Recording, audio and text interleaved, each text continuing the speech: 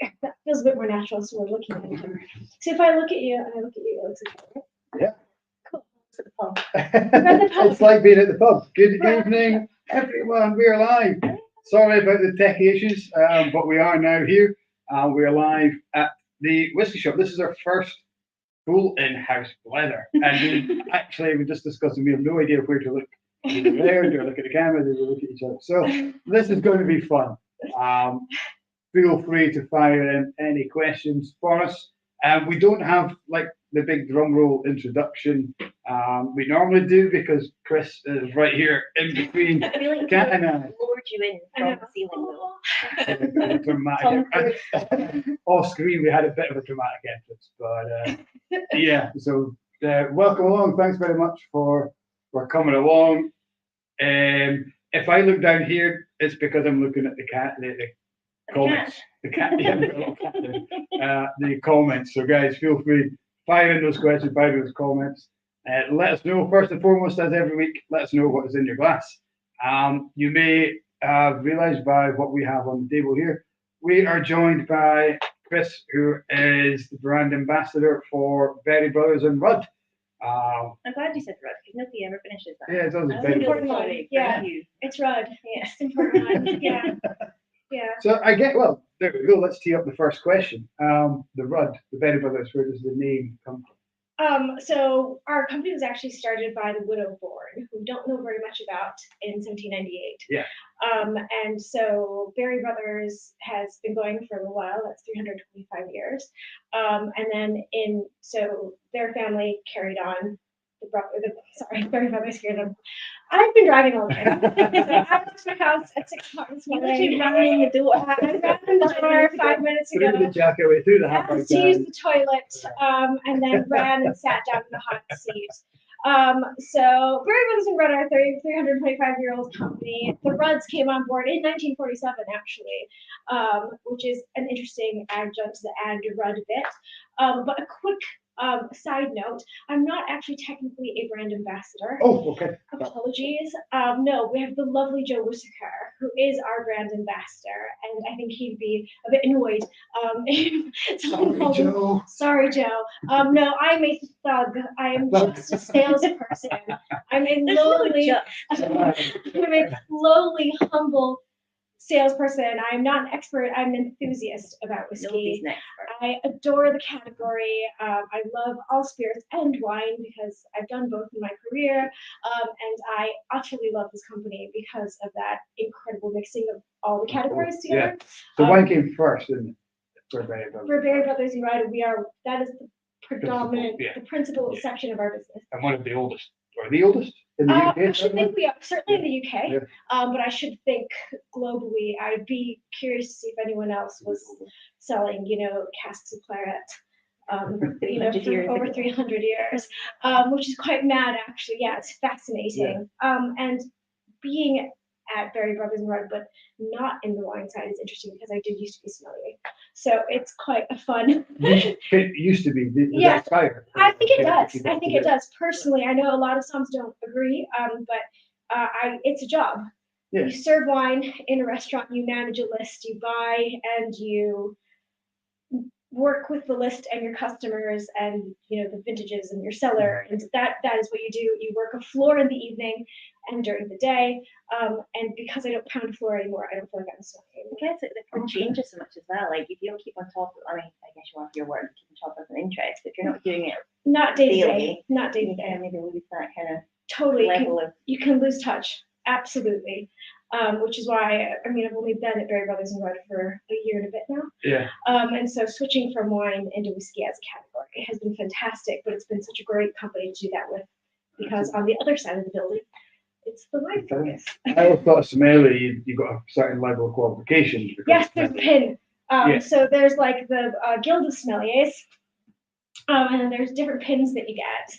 But it is also just a job. It's a title. Yeah. I started as a junior somm. Okay.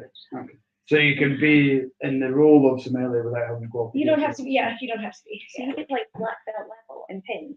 And you know what? The black belt level for wine is actually a master's in wine, and it's like I akin it to a PhD. In wine, it's like, I've heard the exam for that is ridiculous, like 30 different It's many wines, and you have to, so there's a blind tasting. yeah. There is a thesis. I have. Yeah, no. It's actually. I think more people have your eyes been. slip up. I know. Alcohol and study. I'm like, Oh, it's amazing. So it's amazing.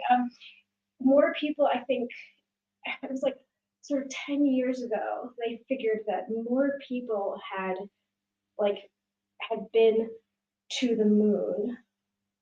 Or no, more people had been in outer space than there were living MWs. whoa. Yeah, and so that's just people who've been into orbit, I think. But still, that's like quite an achievement to like Wow. leave the Earth in like a really meaningful way. I know, but still. Well, Like, space so- annoys me anyway because aliens. We get me started how much I hate aliens. Oh, I love it. All of it's a bit broad, isn't it? I love Every that they're single fake. alien. So rude though. Just try not to say people because you go by yourself. Do we have any questions? Or I'm sorry, just I like, think the first question is, what are you guys talking what are you about? talking about? I'm What's so in your sorry. glass is usually the Yeah, first what's in your question. glass? So what is in our glass? So- I saw you pour something. in. Yeah, I yeah. have my glasses on. Well, you tell me how to taste, yeah. My favorite. My Yeah, other but only, favorite. so Yeah. this is the Glencairn. So for those who are on our Berry Villas and Rod tasting recently, I say recently, it must have been a few months ago now. We tried this Muscat wine cask, Glencairn. So we're going to start with a kicker, 59.7%. I know. No shrinking violet. No, absolutely not. But it's You're fascinating. driving all day, it's raining outside, I know. cold. Let's warm up. Absolutely. This is such a fun dram to start with, especially because we segued into wine and my previous jobs and blah blah blah. Because this is a perfect melding of the two. So Yeah. Glencairn, Totally deliberate. completely. That was so profound. I'm impressed. Super impressed. Very impressed. So Glencairn, of course, not so far away. Like a really textural whiskey, very oily, quite unctuous, to then be finished in this Muscat de Palma cask, is really fun because Muscat de Palma is fortified, so it's a Spanish Muscat, but it's not from the mainland. So it's quite a fun dessert wine in its own right. So then to have it finished is really fun, and the color on this I think is fantastic. It's beautiful. Yeah. Yeah, and it just the smell, like the nose on it, is just perfectly. I think this is one of the favorites in the night. It was one Yeah. of the favorites. It's just really juicy. It just keeps salivating and flavors come Mhm. through. And you can just chew on it for Yeah. a long, long time. Really nice. And what that was 2011, so 12 years, 11 years. Yeah. Really. Willis is on the Ben Reef 12, top of 12-year-olds. Lovely. The triple cask. Is that the classic 12 or the smoky 12? Willis, because I think they're both triple. Also, did you do your marathon? I know they got cancelled. Oh, They got washed out oh, yeah. whatever. For the storm. for the storm. Yeah. Sorry, Yeah. but yeah, So- Bayside, isn't it? Yes, no, that was Yeah. completely, The yeah. dramathon. I don't know if are they delaying it, Willis? Do you know if they're delaying it and doing it another time, or is it just a proper washout? Let us know, because as I say, there's a lot of people who were up on touring at Glenallie on Saturday when it was meant to be. And we met a lot of guys who were up there just for. Christiana? That's where Christiana Sherry was cool. there. Met her at Glenallie, did the tour, but yeah, she was up for the dramathon To run. to run But couldn't. and couldn't do it, so they thought, hell, we're going to go Let's go to to the distillery and do Just it. hang out. They're up there anyway. And her partner, it was her first trip to the distillery. So they used that as a good excuse to jump in there. So that was cool. And then Yeah. we left and they went to the bar. So I don't know what next day ended up in. Proper, I'm sure it was a very professional. Research. It's the classic. Willis is on the classic Ben Reef. Still afraid of the peat. Oh, Willis, well, don't be afraid of you've the done peat. 2 whiskey academies. I know. earned your stripes. Yeah, you enjoyed that Ardmore. Come on, don't deny it. Well, I'm on the tea, so. On the tea, I know. Well, the Ardmore we have here, I think is. We have the Ardmore. As well. Yeah, and we'll maybe leave that So we'll a leave couple of that grams time. to- Just like. Dave Parkinson is on Blair Athol, 21-year-old by that boutique. Ooh. Dave's, I've noticed a few boutiques popping up in Dave's Mm. photos recently. There's one that we won't mention yet. That I was Waiting for a promised few the grams. travel. Yeah, exactly. Dave Muir's watching on YouTube, and he is saying, "Hi guys, can I get a lager and a Goldie, please?" Absolutely, Dave. The fridge is behind the bar. You pop up and see us, and I'll pour it for you. No problem at all. Yeah, as you see, we are in a new venue. And it's not a new venue; it's new for the camera. So we have this really funky camera, and I don't really know how to work it, but it tends to follow. Like it'll pick up on somebody if you wave. So, Kat, if you stick your hand over here and wave, it should. Yeah, It doesn't like me. no, it's just it's maybe the hat. So I'm gonna go around the back. I'll give you a guided tour, guys. Follow me. Here's the room. It does. You can see the whole room. What we've got, wall to wall. Oh, That's you as far as stop. it You goes. stop it. So if I can push you back, Yeah, there show we go. you these whiskies. So this is the whole room, and what we have, which is available to kind of pop in for a private tasting. Oh, don't you dare just follow me back. It's chasing me. You We stay. should have the Benny Hill music on. We should. We should. You're right. Right. So there is actions you can do to draw it to you, Flash it. but I don't know what they are. So it's now what? It's not new. Let's not. It's certainly not 9 o'clock anymore. So let's. Apologies, Is there not a way of stopping it doing that? guys. I don't know. I really don't know. We're having great fun. So You don't need to be in it. It's fine. I can't even change the tripod. Oh my God. okay. And, now- Scooch and we're live, so I can't even. I'll scooch over. Scooch over. We'll just work around the camera. Oh, I I wonder how many times Roy from Aquavit Flies had to follow the bar flies. Oh yeah. Yeah, I wonder if he had this issues. My God. Right, so we're all scooting along. I'm very comfy. Thank you so much. So, It's very kind to ask. right. Cheers. So here we are, huddled in the one corner of the tasting. We're being ruled. Yes, I know. Yes. Talking about the distillery, I can't mention. I was on your website, the Berry Brothers one, and when it talks about whiskies you have, and guess what is center of the picture? Pioneers. Pioneers. Well, Pioneers, yes, but like I was going to talk about that, but I'm sorry. When you click on like Berry Brothers whiskies, like whiskies you can buy from Berry Brothers, they're like sort of stock picture you have of Glengarry. I was very excited by I mean, it. it's such a beautiful story, and it's like there's some lovely branding around it and all that stuff. So it kind of makes sense that it's sort of right there, right in the front. And there's jackets in the gift shop. Okay, Oh yeah, that's a great jacket. rugby shirts are good as well. I'm still, Love rugby shirts. yeah, I'm due baby Ross. I'm due Ross. Oh yeah, you did promise him. Yeah. Kat, you have to let your hair down to see if that sorts the camera. Haha, I can't. It's so wet. It's far too early. At least 9 minutes, Dave. You know it's 22 minutes. I'll do a hair whip about halfway through to my neck. My hair is definitely too wet. It'll look like cat skin. Right. Let's see if we can solve this issue. So dumb. Like over there, camera. Right. So We could ask about the Pioneers then. That's my interest. so the Pioneers is a really fun collection, but it's completely focused on sustainability. It's working. It's working. Yeah, it's working too well. Cool. Over here. We're gonna be like right out the door. So the whole focus of it is that there was meant to be every year we're putting out this collection. Dave, that is just rude. What is he saying? Dave's on YouTube. Mike looks quite dapper there. Kat has a look, but she's going to take the sheep back to the crop. Oh, that's severe. You know what? I would take that as a compliment because, like, You're a bit of a farmer coin. I can like farmer. And I have to do my belly unfortunately, so like, bring it. Sorry. Pioneers. Pioneers. No, it's okay. Yeah, so the idea was that it's a collection. It's the Pioneers Collective is a collection of single casks that represent sustainability going forward in production of whiskey. And there's one cognac as well. Actually They're all delicious. But Johnny McMillan, who is our reserve cask manager, who of course is leaving in November. And I was going to say, you've had him on the chat. In Angus, I believe. Yes. So that, which is fascinating. So Kite, of course, which is going to be on board, fantastic. His swan song at Berry Brothers is this 10 cask collection with Ryan Lyon of the Lion restaurants or bars in London.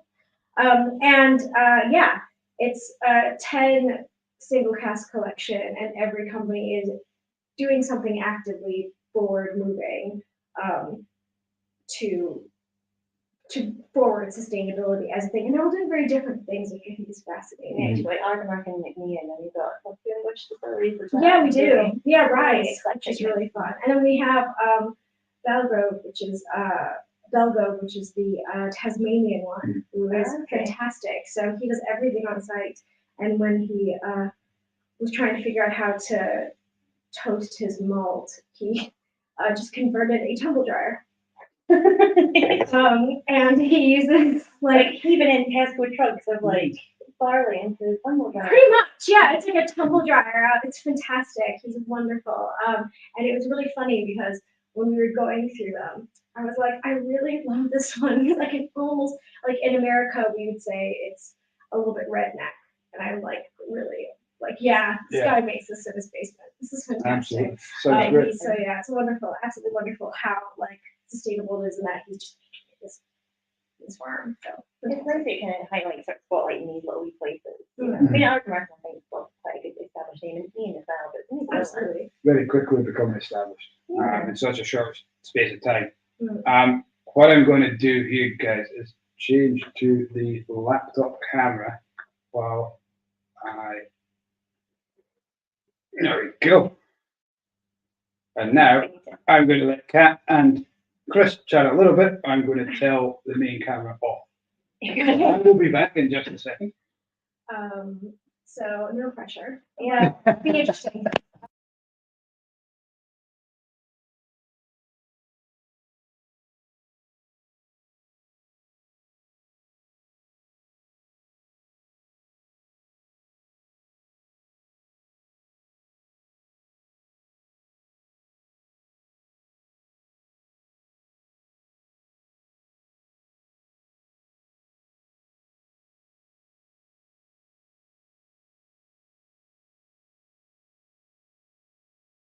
You're in the right one.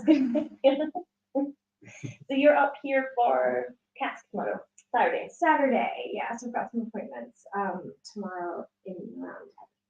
So it's been I just decided I'm gonna come up and do some things.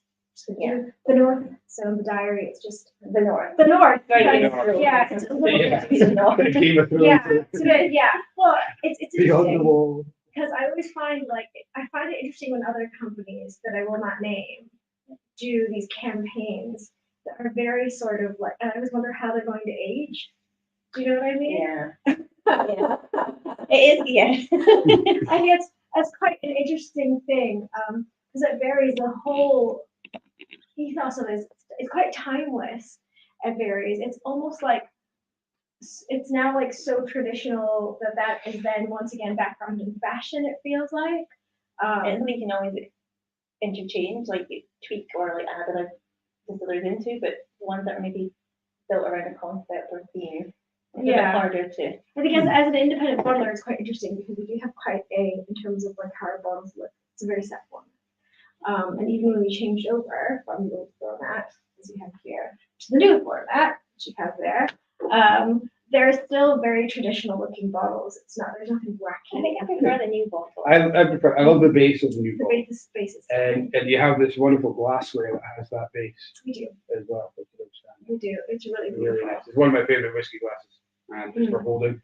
You know, if you're not wanting to investigate the dram, if you just want to have it poured, have it sitting in a glass. It's outstanding. A little bit like a rocks glass. It is like a nice heavy base. Do you want to shimmy over? Now we're a little bit more. It's just we can get steady. Yeah, absolutely. And I'll just level it. You guys can. Smell that? So we did expect a little bit of teething with this. Are we strict? yeah, everything. I think you'll be going. Yeah. Are we straight? Cool. Amazing. Thank you. No, I think maybe going forward, you'll never, when a rep is like, hey, it'd be a great idea if I'll just stop Turn up. on by and just turn up. You'll be like, never again. So we're done now. I mean, you're not the first person. The first person we did was Andrew Smith from Little Black Dog. Fantastic. Russell was at home, for those who remember. It was like because of COVID or something, or no? It must have been one of our first after COVID that we done. Or maybe it was during. Like you don't have like a certain. Because we did sit a wee bit apart. We sat like the So there was like isolation, space. yeah. But yeah, so Tony, my wife, was in the back kind of watching the camera. She was going to drive Andrew home, and it quickly led to me and Andrew being behind the bar, cracking open some old Springbank and making cocktails with our Calvados. Wow. It was like Saturday morning kitchen, but like after Watershed. Yeah, pretty much. Yeah. I just remember Tony pulling her hair out in the back in the corner, like, "Oh my God, what are they doing?" And she's like, "Cut." So yeah, that was fun. And then we ended up back at Andrew's house and continued without Russell. So that was good fun. Sounds fantastic. So Andrew, if you're watching, we should do it More again. in-house one, yeah. More in-house tastings. Yeah. Fantastic. So this was kind of the idea of how the Blether started was, or how our Zoom tasting started when COVID started. I got some drams. I think Boutique Whiskey was the first one, and they kind of talked to the guys at home about the whiskies, what I thought of them, the story of them. And a few guys were watching, and they came up with, this is really annoying, Mike. You're sitting there drinking all this whiskey, tell us how great they are, and we're sitting at home. So that was the idea of the Zoom tasting. That's what I thought, well, why don't I send packs out? I think we were amongst the first shops to do the Zoom tastings, and then they exploded, and we're doing about 8 a week for a while, which is incredible. And we did a few Blethers during that point as well. Ron Welsh was one of our first. I think he was our second guy to come on as a guest. We'll have to get him back. He's on the Isla Whiskey Academy this year, talking about his Bowmore and Lafroig ventures. Yeah, there's a lot of fun stuff coming out there today. Yeah. Anyway, so we're digressing as we normally do. We're just doing it. Rein it back in. So we have some of the eagle-eyed amongst you might notice a little green lid in the corner there. Where did the connection with Berry Brothers and that mill kind of start? So I believe that's a great question that I should have a much more rounded answer for. But I believe Johnny had spoken to Francis, and he brought the project to the company. And we had we had Ronnie Cox at the time, and of course we had some, dodgy and stuff. And they loved liquid, loved Francis's ethos, the whole everything's made on the farm. He was selling quite a lot of his grain already to Callan. So they knew that it was, and the thing is that we started working with Cuthbert's before they released anything, obviously. Mm-hmm. So I think it was very much on Barry's insistence, being like, could we please maybe start bottling some stuff? That would be cool. So yeah, and there are some fun touches of whimsy, with this particular bottle of Blether. Have you ever noticed the tortoise? No. I've never. So here's the fun points of whimsy on this bottle. Right. And the reason why I say this is because Is that the first time that's been on? no, That was an every one. it was on. No, because it's not on the waxy ones, but the foils. All right. So a couple notes of whimsy that I had just discovered myself. So sorry to pull again to a side, but there is a tortoise, turtle on the top. And do you know what the difference is? Our tortoise is more. No. They don't know Kung Fu. Turtles do. Bless you. So a tortoise is land, turtles are sea. They have flippers. One has toes and one has one has turtles toes. have flippers. Yeah, Okay. tortoise has, one is sea, or and then because technically a paint turtle does have claws, but it is predominantly in the water. The tortoise is completely on land. So the mutant turtles, because they got fingers and toes, they should actually be tortoises. I mean, they should be chasing all our animal products on Teenage Mutant, early 90s, late 80s cartoon series. It is a very good one, to be fair. Tortoises doesn't go a lot of time. Yes, but the tortoise is because it's made slow. And then five strength, it's made slow.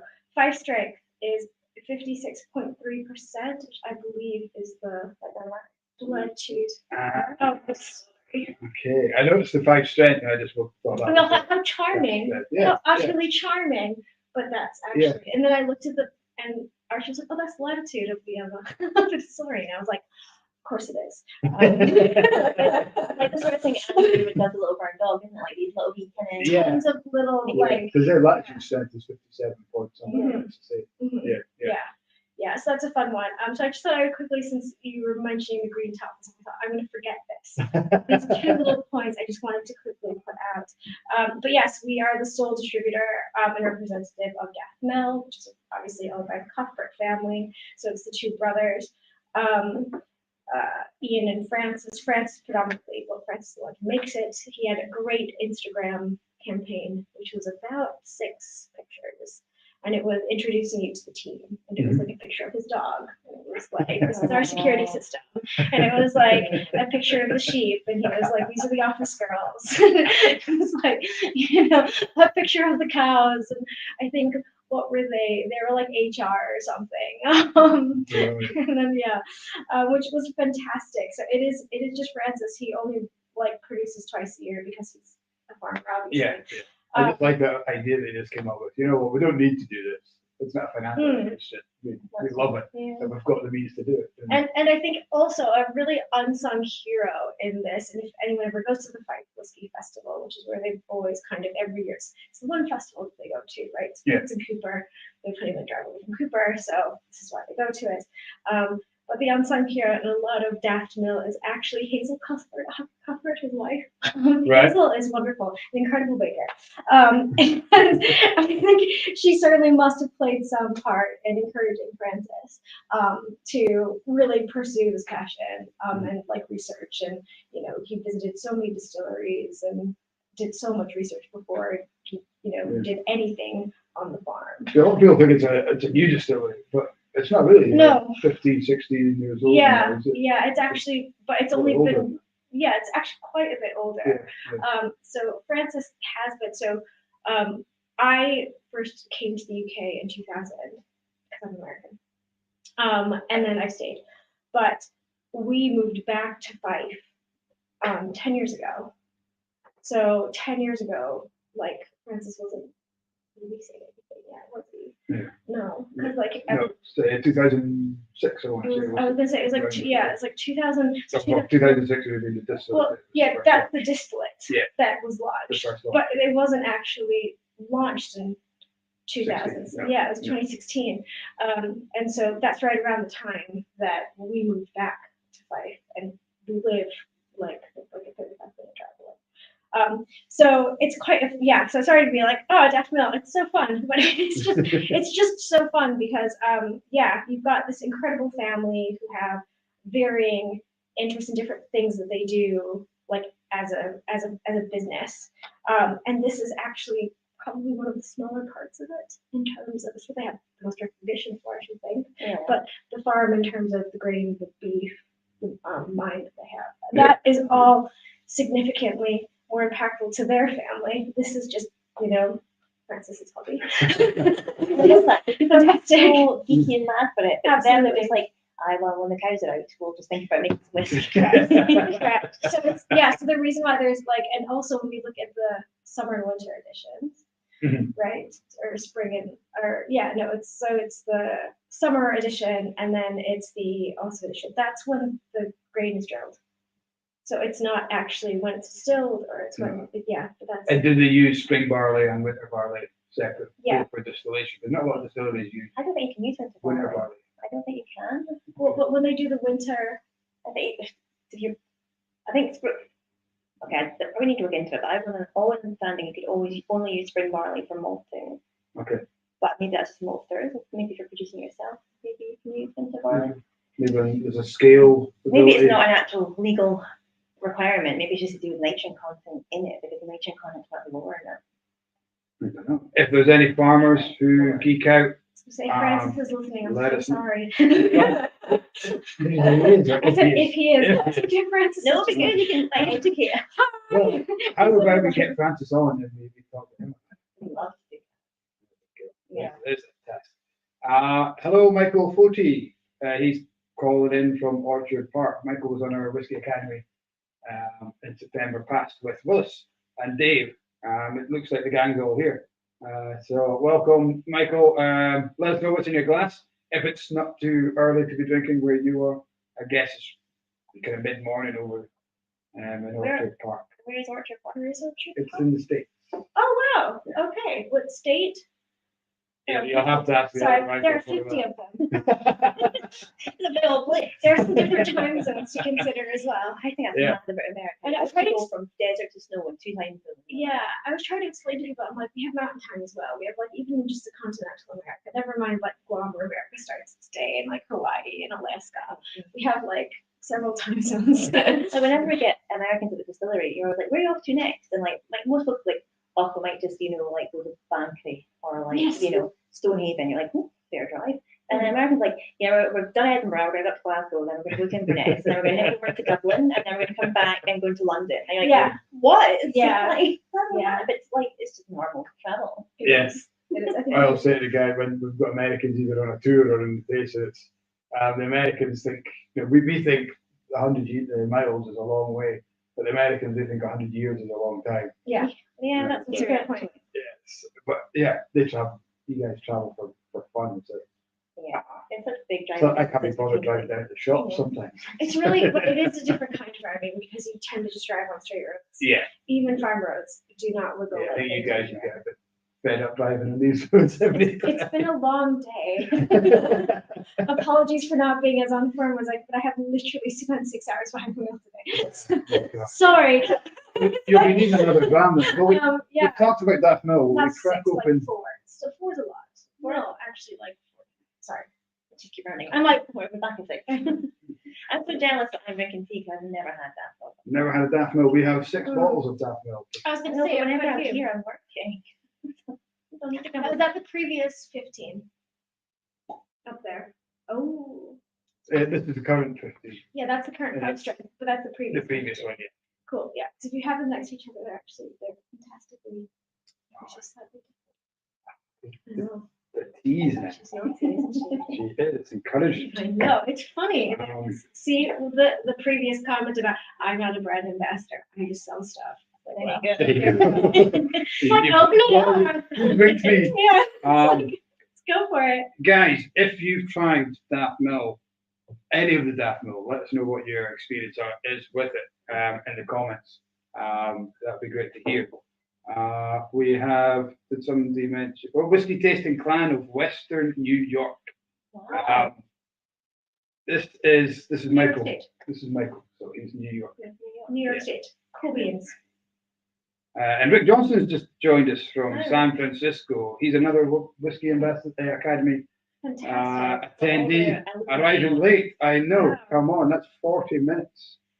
It's quite impressive, actually, because you're talking about literally coast to coast. That is like San The Francisco. San versus Francisco New and the York, West Coast, and New York on the East Coast. Coast. Well, there's a lot in between that. There'll be different times for this guy. There's a completely different. They're in completely different. So there are several times they've had to go through 2 other. They're in different time zones, but there are 2 time zones in between there. And we put them together. How You magical. will.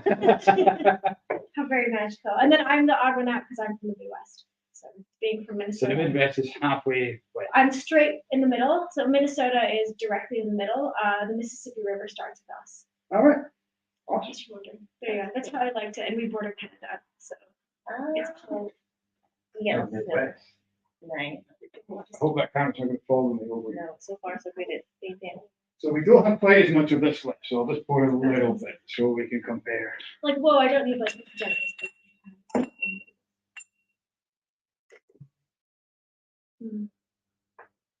Talk amongst yourself, I baby. was just gonna say 56.3% this one.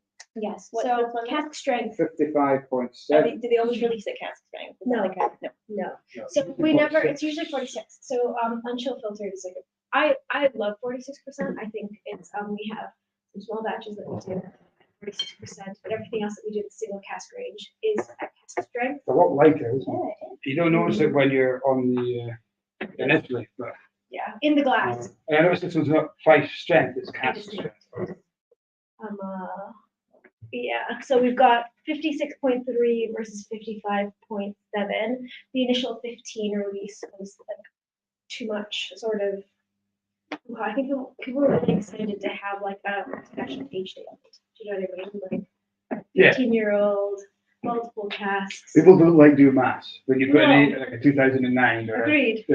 how old's that? It's, Yeah. Is it a full years or not And full what years? date? What date? What's your fill date on there? Is it You know? February? Yeah. 29th of February, that means it's, yeah. So yeah, 15, 10, 12, keep it simple. Yeah. Much easier on us. People love numbers like 15, 21 though, or 18. Like 15, 18, 21 seem to be like the numbers that They're people very, kinda Do we know why associate that with. is? Is that a I think marketing it's just thing? years Is it- of really clever branding, marketing, and people seeing this as like premium. but it's interesting because, when you think about, 40, 50 years ago, right? Everyone was drinking blends. Yeah. And you had to convince people to try single malts as a thing because, of course, an orchestra is so much more impressive than a soloist, at which point You've then never been make to it- Edinburgh too. you could then, Single well, piper. I was going to say, but then you can actually make the argument that there's like a school band and then there's like Yo-Yo Ma, you know what I mean? And that's, but the other way as well, like you can have like a kid playing his clarinet in the corner of the room, but you can also have like a tattoo, right? So it cuts both ways. Yeah, absolutely. But they're just different animals, aren't they? It's like comparing apples to pears, isn't it? Correct, Mm. correct. Rewarding its merits and not its numbers. Yeah, absolutely. These are like very, very different whiskeys in my glass. Yeah, so Francis loves Do a double moser. Francis loves bourbon casks. I love bourbon casks. So You do I. friends, be friends. You forever. are friends forever. I actually really like bourbon casks as well. We're friends We forever. are friends forever. I prefer, I like bourbon casks for thinking about whiskey, but for amongst friends, like for sharing with people generally who aren't as into whiskey, I'm like, here is some sweet, sweet cherry juice. Please enjoy. I think you're right though. I think like a sherry whiskey is a nice introduction to It whiskey. is. It's like sometimes whiskey can be a bit intimidating. It can be. So if you just get something sweet and fun, you're like, actually, this is not like that whiskey I tried when I was like, 18 and robbing out my grandma's cupboard. Probably Lefroy. Yeah. And people always start on Lefroy. Yeah. I'm like, if Why that's they do Lefroy, that? it's because I love Lefroy. But people were like, oh no, like, I hate whiskey. But trying Introduced to in the work your wrong way way. up into it. Like, yeah. What was your first dram? What was the first whiskey that either? That I remember. Yeah. So I actually have so my parents I grew up in a non-drinking household. Right. So completely dry. So when I Destined to be a sommelier. Whiskey So guru. yeah, it's quite unusual. So when I moved to the UK at 18, one, it was weird that I could drink. That was weird Of course, enough, yeah. because in America it's 21. Yes. So it was quite unusual, and I matriculated at St. Andrews in the year 2000. So it was more than 5 years ago. So in 2000, I basically started working at Delicatessen one kind of year, and all the guys across the road in the wine shop would come over. And then after, because I only worked at like a seasonal position, and then when this other girl came back to take over her stint at the rap bar, they were very good raps. We made them with a lot of love. The guys in the wine shop were like, well, we actually need some, they're like, you don't like, do you like wine? And I was like, this is okay. And they're just like, do you like whiskey? And I was like, no, I've not really tried very much. And so for them, they were like, well, how about like, I think they were like, gosh, there's this like kid who, and they were only in their early 20s as well, right? Like, well, Andy wasn't, but like they were all like young people, and they kind of said, well, here's someone who's never like a total blank slate, right? Like here's like a little Padawan who's just like, curious and loves food and is really into cooking and is really into like eating out and likes a glass of wine, but would prefer for someone else to order it for me, right? And so they're like, well, let's do this thing. And so actually my first dram was more like 16. It was not a draw there. It's the first dram that I remember drinking that wasn't like a scotch and soda in a pub or like an iron brew and whatever Bell's blend was like on which people would give you as an American, is like a haha, as it's funny thing to drink. Yeah, to to snack. shop. Yeah. So the first whiskey I remember them showing me, so are the guys being like, if you're in any way going to be into whiskey, maybe try this. And they just kind of like, you know, the shop had been closed. We had a whole tasting rack of tons of stuff open. And they were like, well, this is the like education bit, you know, shutters are down. Let's try some things. I was like, okay. And then so they poured, I was like, sorry, what strength is that? And they're like, it's over 40%. Because remember, like that, it was like 46%. 43 or 46. Yeah, it was like something over. like that. They were all a little bit, but they weren't 40. No. No. And so it was, and I was like, oh, you know, I like kingfishers, like birds. I like really, and I do, I'm really into animals and stuff. I have a lot of animals at home. So I was like, I'm really into animals. And I was like, oh, it's like pretty. And then they were like, well, just start describing it like you would a food dish. And they were just like, yeah, you like this. And then the next time, this is very spoiled. The next time they're like, well, we have this one that's actually quite expensive. And at the time it was like 60 or 75 or 85 pounds a bottle, right? So it's like 2003 or something. So that was super expensive. It was rose bag cup. And it was like this really, and they were like, this is like a breakfast malt, like a light, this is like what a Lowland is, you know, this is a space side. And I'm pretty sure my first Isla was our bag 10. I loved it. So you could come away with. I wish. No. Yeah. Yeah. No. Your first smoky whiskey. I don't know, it was really nice. But it wasn't actually from Iowa. It was yummy. It had a little picture of a cat on it. That was cool. No, it wasn't that bad. But yeah, but this was a long time ago, right? This was like before. And one of the reasons why the guys wanted me to learn about whiskey, because it's a brilliant framework to learn about wine from. There's a lot of moving parts in whiskey, but there's a lot of moving parts in wine as well. And so when you can grasp these concepts of flavor profiles linked to terroir, linked to culture, linked to production, sometimes they go together, sometimes they don't, rules break, that kind of thing. That was, I think, why the team I worked with were very kind and they're like, she likes it. So let's like keep going and see what happens. Yeah. And I used that framework as a way to like learn about sherry and learn about rums and learn about different wines from different regions. So yeah, it's kind of one of my first categories. Educated, isn't it? You see a wine finish on a bottle, you're like, I never heard of that. Then you Google it, and then it takes you down this like rabbit hole of like different wines, different regions, and you get a bit like lost for a while, but in a good way. Well, I get really excited, and everyone's really annoyed with me because it varies. I'll sometimes see like certain finish. I'm like, is there a bechamel? And they're like, she's not allowed to see this. Close the laptop. Like, what's that? They're like, no, stop it. That is for someone else. That is like, no, Christina, that's for Germany. Just leave that. Sorry. There's a lot of really fun wine finishes in the book tonight. Because when I'll keep them, so many. The Douro Valley, the Greta Macro, and other one that I should know because I put it in the. I know. Quote something. No, it's a premier class. Okay, that's it. And I love these wine finishes because they're like fashion, right? It's like putting something in beautiful clothes, but you still need to have a nice spirit to like start with. Yeah. So like we have a Dufton that we have out. That's a Pinot de Charente finish. And Pinot de Charente is a really cool dessert wine made in Cognac. It's made of grape must and Cognac Martini. It's one of my favorite dessert wines. When I was a sommelier, I loved it because it's quite stable because it's fortified. So it lives really well in a fridge. It actually has, I think personally, it lives a lot better in a fridge than a lot of sherries do. Which is I love sherry.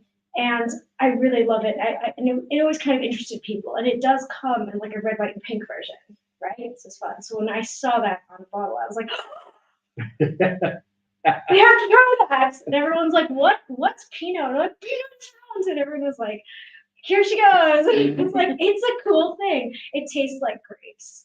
And everyone's like, what? I was like, there are so few wines that taste like grapes. Yes, which is one of the reasons why that Muscat Tacoma finish is so fun, because it does have like a real grapey character to it. I was doing a private tasting for a club in Mayfair. And it was really fun. Like no one else could go, so I was like, sorry. Like everyone was abroad. It was like super cool, right? So I happened to be down south anyway, so I went to And the person who had requested that particular bottle, she'd actually sourced Muscat grapes as like a snack, like a nibble for with the whiskey tasting. Wow. And I was like, that's so cool, right? She was like, well, you know, it's just a Fordham and Mason. And I saw that they had some Muscat grapes, so I just picked them up. And I was like, that's you do. You set that bar. Wow. You gave terrible whiskey taste with a Muscat fiction. You didn't bring any Muscat. And I did we did, check yeah. Aldi? They I might mean, have. they could have had it at Aldi, you don't know. You don't like Aldi got everything. Oh, no. For me, the perfect mid-tasting is like a pie or some stovies. If I can get, right, if I could get like stovies or a pie midway through a tasting, it's just So 3 drams a pie. I guess you could probably extend it to like 10 drams and get a pie. I mean, yeah. Like Stovies really lighten your stomach. Stovies Yeah. are. I love Stovies so much. I want my gravestone today. If your line's cat, she loves Stovies. She loves stovies. And just have an oat cake and a beetroot sticking out of your Yeah. nose. Like sort of like just chisel them thicker on it. Just like a sort of fan of oat cakes and a Oh, love and Stovies. oat cake, it's so funny because my husband is Scottish. Archie, he's like, You married an Archie McDiarmid. I married the 7. I made an 8 The for second. him. Oh, I made an 8 for him. Is he actually as well? Yeah, no, because it was like there was no choice. It's Yeah. like if there's. You don't have Even if it's a girl, which part I really feel like a rebel. Actually, our girl was born first, Okay. and she's Elspeth, because we have Elizabeth on both sides of our family. And he was like, if we're gonna have an Archie, because his sister's name is Sarah, so he was like, I'm gonna so fortunate that it's a really unusual name. I suppose you're quite And lucky that it you is- got a boy second. yeah, Because they're exactly. giving a lot of kids. Well, don't even. No, that's like, yeah, 2's done. But it was amazing.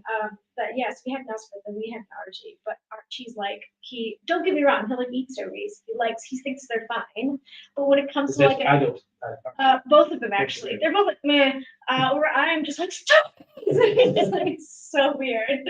They both think it's like so strange, and they'll just have a piece, you know, like bread and stuff. And I'm like, oat cakes every time. Every time. It has to be oat Yeah, cakes. feature. Yeah, Yeah. right? Yeah. So good. Where do you stand in the tomato sauce? No. No. No, I agree. I absolutely agree. No. And then see, like when you go to Edinburgh and they put brown sauce on everything, it's really alarming. Like you get fish and chips and they pull out that brown sauce and you're like, whoa, just salt and vinegar. That then just take a little bit of culture and bread. But you get the fish and chip sauce, the brown sauce and vinegar mix. Yeah, Have you ever had that? that's very thin as well. Yeah. And it like kind of, yeah, that's weird. Yeah. Yeah, I'm not as much of a fan of that. But they even put brown sauce on their pies. Depends on the pie. Ooh. I don't eat a lot of pies anymore because I'm celiac. So Oh, yeah, bless you. What's the big So okay, every time. I can have. Okay, so great. They don't hurt my body, is what you're saying. Yeah, pretty much. They'll get through me. Right. Whiskey. Definitely. Yeah, sorry. Definitely. Now that everyone's left to go and get food. I know, sorry, I made everyone hungry. But also, I think You this is. disappeared on the camera as well. Oh yeah. Oh dear. Somebody waved. I'm sorry. You Yeah, did. yeah, you waved. Yeah, if I wave, it's gonna come It's gonna right swing back. to me. around. I think it's Cat who waved. Kylo Stovies. Yeah, it was the stovies. It was the stovies. So, Chris, if you wave at the camera, that should bring it around.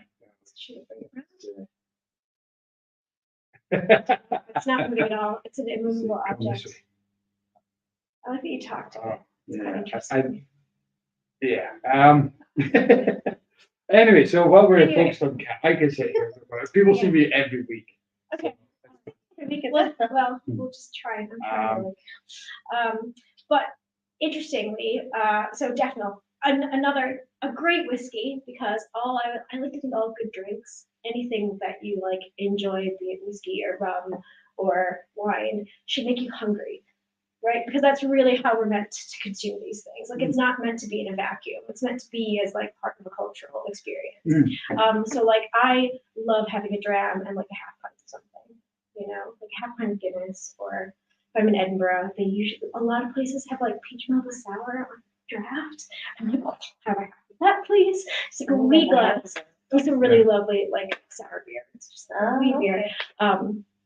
If you're a wine drinker, it makes it kind of fun, something kind of acidic. Or you can have like you know, some oatcakes or even just some bread. But I like love eating whiskey. It's like a big thing. I know Downward do their whole chocolate whiskey thing. It's fantastic. I know Inverurie it does whiskey and cheese. You know, whiskey that is whiskey, yeah, exactly.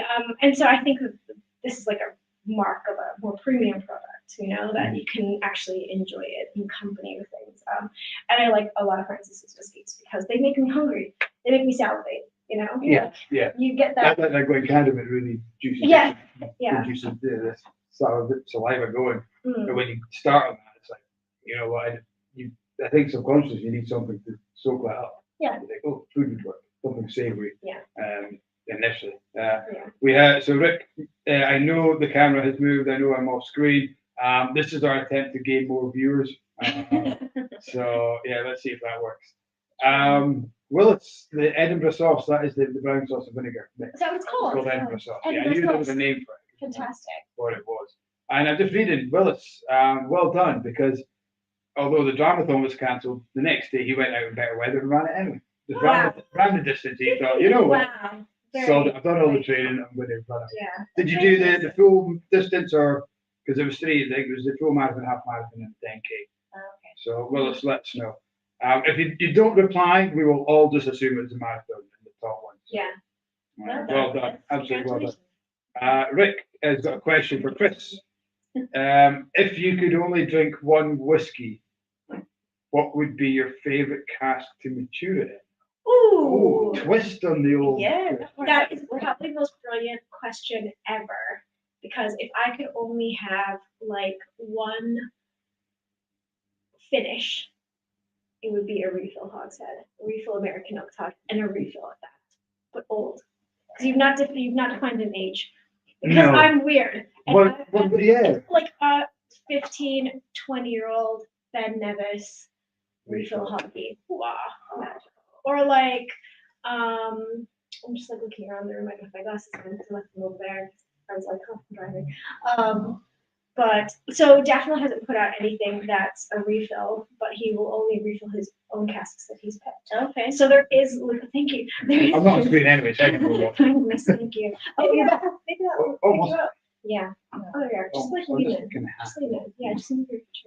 If we all shuffle that way, then it's going to fall apart. Well, okay. So my favorite Jack Mills are all just the hogsheads, but I really and I like the like a lot of the winter editions.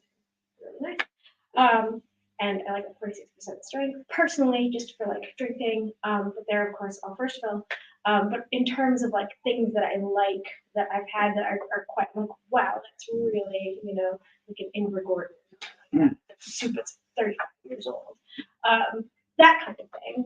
I'm loving it in a refill because you get that texture, you know. That's a really good Glen question. Elgin in refill is like banger. It's like because you get the oil, you get that like muscular kind of character, and that's cool. I think you have a favorite one, Rick. Yeah. That'd be interesting. You should, What about you, Mike? Sing the voice from I know, I'm trying to get this to stick. Hold. I'm not going to move today.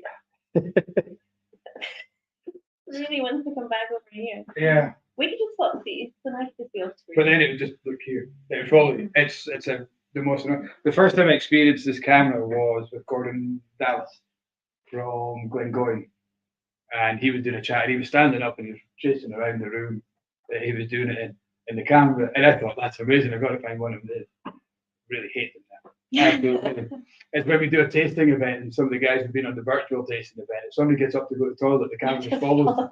And it just stands there looking at the door. It takes a second to realise that it's not. And these guys are sitting there watching the store waiting for the guy to come back to the toilet. So Maybe the camera's just like another person.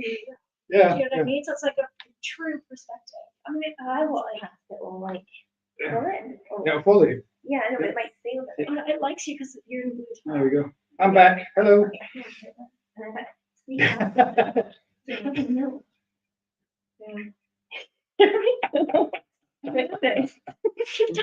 There we go. But now, Oh, oh no, now it's falling out with us all now. It's just, Yeah. screw you I guys. was gonna say we were really mean to it. I'm so sorry. I'm Now so everyone sorry. can see that I didn't do the dishes. Yeah. How myself to it. Oh, it's on camera. I'm I'm so sorry. It's like an Iron Man in the arm. I apologise for the seasickness, guys. Yeah.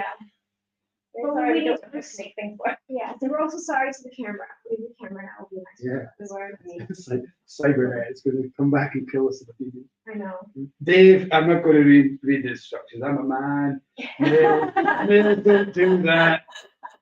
Well, there's a slot for the cable. Plug that in. And Yeah. that's it. it's working. We're going to see how the sausage is made. There's Are we going to see how the sausage is made? I don't know. I'm not sure. Is that a San Francisco saying, right? what is my favorite BBR release? That is a super interesting Oh. question. So if I was just to be super emotional, I'd be like, every Japanese release is my favorite. No, it's and that is mainly because like I live in They're really nice people. Yeah, it's your home team. Yeah, it's my home team, right? And my son loves the deer park, which is right next door. That's so beautiful. It's just like really pretty, and so I associate it with home. So to me, I'm just like what every Japanese. But my favorite so far, actually, of the releases that we've had since I started with the company, which is very specific, right? Because there are previous releases that predated me that I've tried that I'm like super into and I think are kind of magical, but they weren't like on my watch. So in terms of recent releases of BBR products that I love in my time, we have a 1979 blend. That was bottled this year. It's not cheap, it's like 800 pounds bottle, but I have been fortunate enough to try it. Actually, it's not 400 pounds, it's not 800 pounds, it's 450 pounds. Just a little whatever, you know. I should buy now. I should just have a bunch of them, like just, you know, chuck them in some Coke. No, but it's amazing because of course we founded Cutty Sark 100 years ago. So we invented Cutty Sark as a blend. And which is fascinating. And so this is sort of like old stock that we think it was like a lot of the product in it was around 10 years old and it was sort of stuck into wood and they're like, it's a blend of stuff. And then it sort of kind of just left. And then we've got some of these barrels and yeah, we bottled one recently and I found it absolutely delicious. It had that real, like a lot of old weird stuff. It had that sort of like vintage style. what's that like? It like smells like marijuana. Like it smells like funky. Do you know what I mean? It's like they get this real skunky. Yeah. You know, you're a bit like, am I at like the Brixton Tube Station? But no, you're not. You're I like don't just know what that sitting. smells like. Right? It's amazing. It's like such a great. It's just like, and it's really like heady. Like put your nose in, and it's viscous as well. So when you look at it in the glass, it just has like the most incredible sort of character to it. So that's a super question. That's like That's the fun alchemy of whiskey, though, isn't it? Sometimes the best ones are just like happy accidents. They're like, what Yeah. is in that bottle? Let's have a look. Oh my god. Yeah. This is like the best thing. what is this? Yeah. And like completely remembers like why it was made or like why did you use that peat malt or like what was that barrel? Why is that record so long? Yeah, happy accidents. I love the idea that that's how cask maturation is. Just like, oh, we'll put it in there. Yeah, And it's then like a few so Scottish. years Yeah, later, that somebody empty bottle looks like much better. Like what's the whiskey in there? Well, when you think about it, you get casks in and you don't want them to sit for too long, right? Because like you want them to be fresh. Yeah. You know, so it kind of makes sense. You're like sitting there like, oh, we got some extra, the mass didn't really work out. You know, actually, that's not doing so great. It's just like whack it in there. Like, you know, that's kind of maybe that one's for a week. And, you know, so we'll just chuck them both into that one over there because she just came in. So, Like it must be such a like it's a bit of a gamble. Is that like cask management? Is it? I guess master managers have an idea of how it would progress, but it must be some cask barrels just sitting there for a long time. It's never really good. I remember when you were speaking to Ronan Curry with Russell at the Glenalpine tasting with the wine cask. The first wine cask, I think it was, Was it the not trilogy or original It trilogy. was Virgin Oak one. And so Ronan being Billy Walker's deputy assistant blender. So I can't remember if you or Russell asked him, you know, how do you know when you're rebacking what that is going to do to the whiskey, or how do you know that that's going to improve it? And Ronan just said, well, funnily enough, I asked Billy that same question. And his answer, he just looked at me and said, experience. Yeah. And what is it? Cheers, Billy. That's answered that. I know that now. Years. Yeah. 30 years. But yeah, I guess, but these guys have got how many thousands of cans that they can play with. Yeah. Maybe I don't know if the gamble is different on scale from some of the newer distilleries who are just setting up with Johnny's new venture. I mean, they're going to be leaning a lot of the experience of Johnny and Angus for that. absolutely. I guess there was a type of music that they're aiming for, and maybe potentially type of cast that would work with. Yeah. Until you try, I guess you don't really know what's going to settle into it. I dare say with those two at the wheel, people are going to laugh. Yeah, I think it'll be very good. It'll be fun. It'll be good. I'm hoping that there's just a lot of spirit just put into good refill and good American oak. Like I hope that's the first. What the predominantly goes to personally. But that's like I don't know, just because you just like I was saying before, these wine finishes are wonderful because they're like fancy clothes, right? But like sometimes you could say a refill or just American oak that's not too overpowering or not recharging. It's a little black dress, of spirit. It is just, you can't hide. Yeah. You can't hide. It's got to be good. And I think that if I love all of our wine finishes. I think they're super fun. But when the spirit is really good, it just needs time. Mm. Like when I'm cooking, my daughter will be like making a sauce or something. I'm like, what's the hardest ingredient? She's like, time. She says, like, drop the spoon. Sometimes you just gotta let it go. Not like a wee sprig of time. No, just actual physical time. Just like That's how you can't buy it, can you? Yeah. You can't make it up. You can't buy it. It's the most expensive thing we have, which is time. And I think it's there are definitely tons of things you can do. This is just my opinion. I have no idea. But this is from my experience in the trade and choosing a bunch of stuff. That's what I think. It'll be interesting. But yeah, I'm sure there'll be some fun finishes or whatever. Because Lord knows Johnny loves wine finishes. But yeah. Well, if Angus is too keen on the wine finish, Angus likes more classic. So that was a joke that I said that. Yeah. I think because what they're doing, because they're using such old-fashioned traditional methods, direct firing with wood and.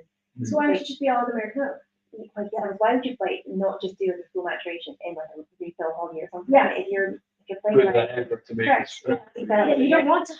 You don't. Such a lot of effort to take a very specific texture and style of music. Especially if your ferment is going to be that long. If you're going to have that much time spent in the ferment and the grain and exactly. You want to pick up those nuances. You don't want to hit them behind. You can't hide it. Yeah. Yeah.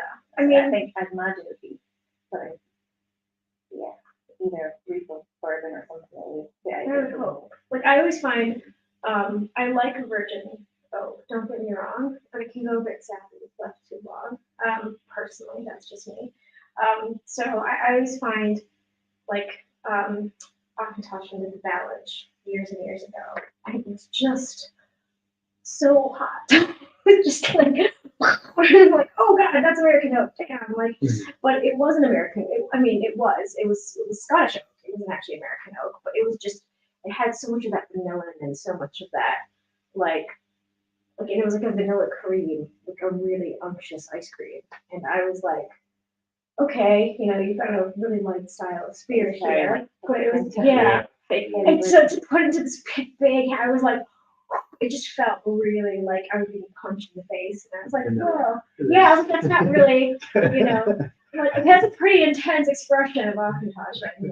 Okay. Your head above the car door. I know, I just found it a bit okay, then, fair enough. And it was cool, and a lot of people really loved it. Yeah.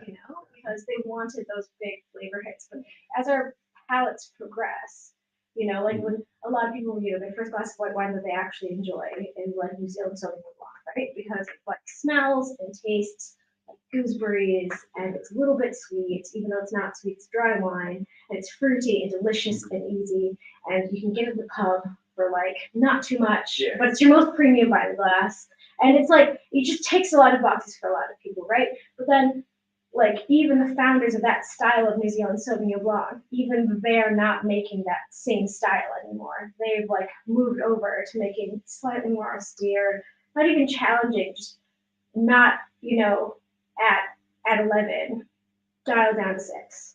Because sometimes that's exactly where you want it to be, because you don't want to be just punched in the face. Yeah. And I think maybe that's one of the things about whiskey, is that some people assume because of the high ABV and the flavor profiles we have, yeah, whiskey is just like, There's certainly demand for that, isn't there? Totally, If it's totally. not, if it doesn't look like Coca-Cola or cash red. Yeah, that's true. That's a really fair point. And I just had a whiskey ambassador course today, and that was one of the topics we talk about was the colour. And people look at colour and think because it's really dark, it must be really old. Yeah. And it's like we look around the room here. And these are both 15s. Exactly. Good point. Yeah. We look at the 2009 DAF mill and the 2009 DAF mill right next to it. For the guys at home, two very similar ages but completely different colour. It's all about the oak. What was in the cask before? Is it refill? Is it first fill? Is it fresh? And people look at casks and they think that's really old. Oh, that must be great. Look how dark. And the amount of people, it is a bugbear. First thing they say, look at. I'm guilty of it myself. Check the colour of that. Yeah, that's going to be great. And we really shouldn't. If every whiskey could be tasted wine in a black glass. Yeah. You see, there's a thing for the caramel colour. Every single whiskey should have caramel colour in it. Make every single whiskey the same. Let's see how we got on with that. I don't actually believe that. But it'd be fun, And again, it's part of our academy. Paul, who's does a class on olfactory gustatory sensing. When he does the class, we put colour caramel into one of the whiskies, and it's a bourbon cask. When the people try it, they're thinking strawberries, they're thinking raspberries, they're thinking these kind of little fruity red fruits because of the colour. Yeah. And when we did the whiskey ambassador course or the whiskey academy in Edinburgh, they did exactly the same, and I was drawn into it. And I think I'm pretty savvy when it comes to certain dating notes. I was drawn into that's the sherry cask, that's the bourbon cask, just on the colour. But no, it's just a drop of buccal. So we're all drawn in by the colour, and it's so annoying when people are like, look at that, look how light that cup is. That must be a bit peely. I mean, it's so frustrating when you know what's in the glass is delicious. So I'll get samples and I'll be like, that actually smells delicious. And I look at the color, I think, I can't follow it. It's maybe a 10 or 11-year-old. And I think it is really delicious. And I refer to them lovingly as my Victorian ghost children. I look like poor Victorian ghost child, But there's a reason that your eyelids are in the green, the brown, the black. Yes, because they're very light. It's all bourbon because they want the peat to be the main show. They don't want the cask to be, as a core range, yes, expressions are different, but core, and they know for a fact that they're all bottled and they look like that. The old Lord of the Isles, when you poured that out, it was lighter than this. Yeah. And that was a delicious dram. That was brilliant. I love that. It was a whole 100 pounds of bottle back in the day. Gosh, I should have bought 3. It's so expensive. But yeah, I think when we look at color in particular, it's funny, and I'm really guilty of it because I'll say I can totally think it's delicious, right? I'm like, this is absolutely delicious. There's a Inverurie that we tried, and I was like, and it says PX on the because it was a PX cask that was finished, right? But it doesn't look like a PX cask, and I'm like, it's delicious, it's fantastic, but it doesn't look like what it says on the label, and that's problematic for a consumer. But that's why it's great to have an independent bottle shop where people can come and you can really be evangelical about it and say, which is why Barry's is very grateful to bottle shops and people who actually, educate our accounts, like our people, to be like, it's not just about color. But nice color isn't bad. When you see sort of the charts people have, maturation, and it's how gradual it is, the darkening of color over time as well. But as you said, it doesn't look like PX, but how big was that PX box? How was it a big one? Was it a smaller one? Port pipes. Was it a refill? Port pipes can come out in all sizes. So it is marketing versus education. Yeah. It is. Have you been to Glengoyne Distillery? Yes, Have you visited? Have you seen their in the warehouse? They've got the 3 chambers they do. with the bottles. So it's like per year. Mhm. And the difference between American oak sherry cask and European oak sherry cask as well, which is another thing. Yeah. You know, it can make a big difference. Where does the cask come from? There are a lot of bodegas and a lot of wine vineyards now are using American oak because they can cut it at 90 years instead of 130 years. Yeah. So that's got an influence as well. You know, it might be sherry, but what kind of wood is it? Oh, I was going to say, so this is a huge thing when we look at sherry casks across independent bottlers. It's like, well, who did you get your sherry cask from? Is your sherry cask a cask that was used in actual sherry production? All like what? 90%? I don't know, but like most sherry finished whiskeys are not. Yeah, they're seasoned, right? They're seasoned casks. So you get them from Harath Cooper, and it's European wood. It's a sherry finish. It ticks all those boxes, and you make delicious whiskeys with them. But what you get from something in production is a bit trickier because it's a lot more volatile. You know, you're talking about a product in terms of the barrel that was treated like a workhorse. You know, And and then we so get rid of them once they kind of lost one. once they're knackered, once Some they're of these knackered, barrels are like 200 years yeah, old. I'm just gonna actually, you know, I'll Yeah. take the one of the Jimmy from boxes. Scotland wants to buy that cask. exactly. It's stereotypical. Jimmy from Scotland. Right. Yeah, I'll just take the bottom one. Yeah, just Yeah. all that. I think that's what like most people are used to seeing it. Sherry Yeah. can't Well, even rolled out of a bodega. Yeah. Going back to pre-70s, we weren't getting the bodega casks. We were getting transportation casks. They were filling Yeah. casks to ship over for us. Mhm. So they weren't They even just seasoned happened to that be long. here. They just happened Yeah. to be here and have had sherry. I guess the big and had a difference- period of time. Yeah, the big difference was it was drinking sherry Yes. in there rather than the seasoned maybe sherry vinegar. Yeah. Is- I think a lot of like, so that's one thing that we all say is that we should all just drink more sherry because that's really good for the whiskey trade. It's because like all these like that's a whole other, and this is another thing where when we look at whiskey as a product, it is such a wonderfully international product. You know, unlike things like bourbon, which is American oak, everything is American, you know, it's like, which is great, that has its own wonderful, like, provenance to it, it's wonderful.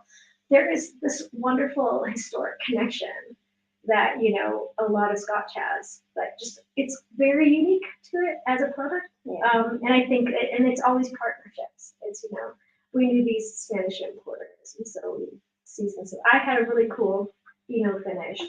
A Golden Farkless Pinot finish from 1980, 1981 or something. And of course, it's a really light color, right? It's Pinot Sherry. But I think it was like such a fascinating whiskey to try. And it was like really delicious. But I was like, oh, the sweetness has definitely come from that European oak. You know what I mean? And not from Pinot Sherry. Pinot Sherry is super dry. Yeah. Right? The Yeah. Edicts have all tried to their Pinot.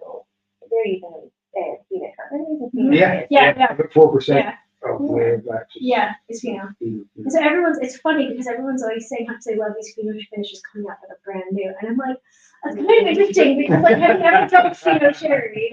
And Pinot's one of my favorite styles of sherry because it is like, it's a bit like Chablis, you know, it's just like clean, dry, easy.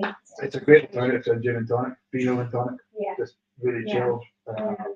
White port and tonic as well. I was talking to somebody about Waiting white for port, white and somebody port mentioned, finish. it might be you been spoken before about white port. Potentially. Somebody was raving about white port. That might have been me. Probably. That sounds cool. That sounds Yeah, awesome. white port and tonic's amazing. Yeah. I'm waiting for the day when we can get some white port casks. You guys used to work with Some Lister. Yeah, not Yeah. anymore. Not anymore. They did some. We would never before. say like where we got our Shares, casks from. yeah. But you know, like if they would have been kind enough to sell us casks and we did put whiskey in it, like they might be really amazing. They might be really fun. They might be. Potentially. I could not confirm nor deny. Right. As I like strategically pick up certain bottles, you know, I could not confirm or deny. But yeah, I think it's interesting because like when you look at things like cognac finishes and stuff as well, you know, no one ever wants to say where they're, you know, the cognac producer wouldn't want to say where it was from. But you know, the interesting thing about berries is that we can look that up. Yeah. You know, so we can't legally disclose it, and we wouldn't disclose exactly that. but we know. And so when you can say to someone, no, it's a good one. Trust me. It's a really good one.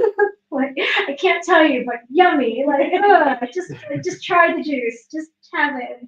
And tell me what you think, because I think you'll really like it. I do think I got the trend a little bit from you guys. I love bourbon casks, but I think for me, a refill sherry cask nice. is probably my go-to. So that are more actually.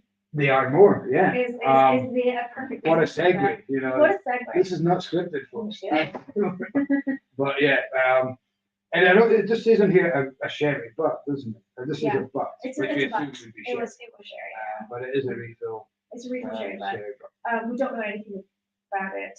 Yeah. Because it was basically purchased from our. We won't mention that. I know.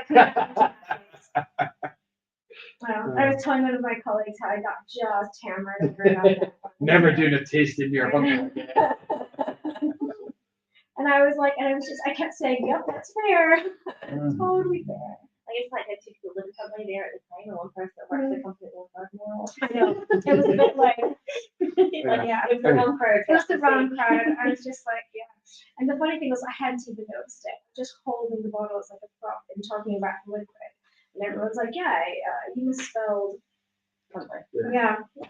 And they're like, also, it's not in it. And I'm just like, wow, these are just layers now. Well, then even on the first line in the back, it says it's located in Connecticut. Yeah, it does say in Connecticut. Yeah, so you can spell Connecticut, right? Correct. Yes, but No. you can't spell hunting. You can't put that on the side. Yeah. Just deeply annoying. Yeah. Just Aberdeenshire would have done it. That would have been enough. Yeah. Yeah. Maybe it's like Kenny for the deliberate. Deliberate mistake, yeah. Yeah, So Kenny you're Kenny McDonald. I'm going to just then say that yes, absolutely. Yeah, deliberate mistake. And that came from, I think it's spelled Glengeary with 2 R's. I Was know, it? it was a mistake by you. Yeah, I'm pretty sure it was Glengeary with 2 R's was the yeah, original right. mistake. And so many people picked them up. They go, oh, you've spotted my deliberate My mistake. deliberate mistake. But he made a run for his back, and now he has to misspell.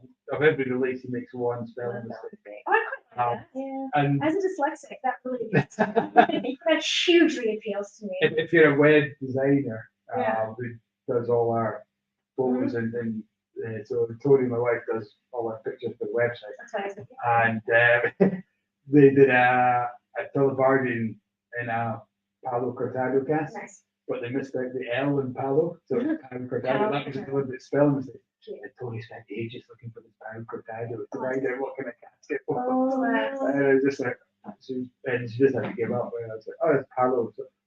So now Tony knows the story of Kenny and he's misspelled Yeah. whiskey. So That's always really. I think this is the thing when we look at Berry Brothers and Road as a brand and our history and a lot of our relationships with these distilleries. It's all about these stories. Yeah. Right. What needs to be in the bottle needs to be good. It needs to be good value for money, whether it be a 4,000 or 6,000 pound bottle of whiskey or 75-pound bottle of whiskey. It's got to be, or part of our core range, which is of course, those are all like, just kind of 50-pound whiskey, 46, 47, 50 pound. So everything at every level has to be worth the money. It's the juice, but the stories are the fun bit of it, right? And that Absolutely. sense of whimsy and the joy of drinking and sharing with friends.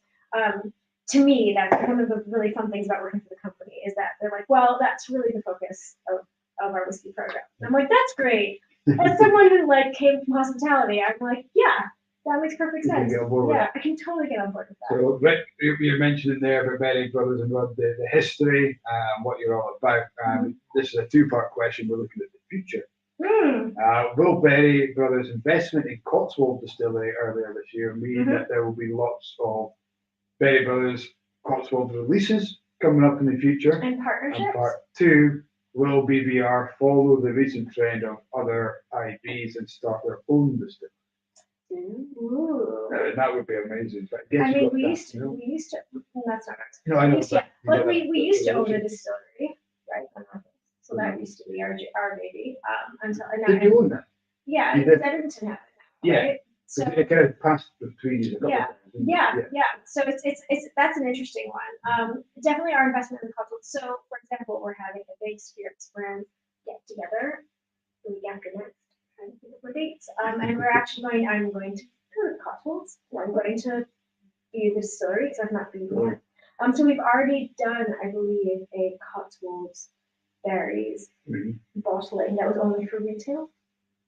So hopefully going forward, that's going to still be a thing for us. But yeah, I think the idea is that we're very much, it's a partnership of them sort of wanting to gain from our experience and us wanting to be at the cutting edge of like what's happening and we love what they're doing. So, you know, we're there to support and promote it, which is fantastic, while still very much letting them get on and do their own thing. Like there's nothing worse than like, you know, a bossy boss, right? You need someone who appreciates what you're doing, wants, if you want input or if you think input is particularly necessary, then that is what it goes in, but you don't, you know, we're not going to go in and like change stuff. It's like, we will, so 2 parts. Going forward, yes, hopefully more partnerships and a really close relationship between those 2 distilleries in the same way that, well, not the same way, but, you know, as we've had with other distilleries. I don't believe we're going to be starting our own distillery, but like, I don't know. Genuinely, again, I'm just going to go back to the fact that I am not a brand ambassador. No, I'm not a brand ambassador. Like, if someone gives me a thing and they're like, we think you should sell this, I'll be like, cool. But at the end of the day, I like, when I get, you know, I'm very much kind of on the finished end of things. I'm not in that, you know, you're so lucky to have Johnny chatting to you guys because he's in production. So he knows like everything that's happening all the time. And the next guy who's coming on board, the new Johnny, Felix, his darling guy, you know, he will have that insight knowledge. That is purposely kept until it's necessary for us in the sales team to know it, right? Because like they need their product to be good. So they want their finished product, which makes sense. Yeah. I guess a natural segue would be Johnny and Angus's distillery would be. You know, we've got the connections there. I mean, I think they're very keen to make that a complete. I would not want to put words in it. Like I could never claim to know the minds of either of those individuals particularly well. I have worked with Johnny, but I don't know him that well. I think the fight we got was very much independent. It's their own thing. Yeah, it's their own thing. He has like a genuine like savant like level of knowledge. So whatever he does is gonna be great. That's like the only thing I can confirm. And he's got Gordon Grant on board, so yeah, from Ardmore. from Ardmore. Yeah. Is he? Sometimes he's watching. I always go watching Gordon. But I, you know, yeah, it's but going for the great thing about berries going forward, like going back to things like the sort of when we do like the Pioneers Collective that we did. So our company is really invested in sustainability. Our 2 products, the King's Ginger as well as number 3 gin, they're in colored bottles, and a lot of the reason behind that is we can have a high percentage of recycled glass and a certain amount of color, in the bottle, which is brilliant. So we're working really hard to make as much of that glass recycled as possible, which is actually annoyingly difficult.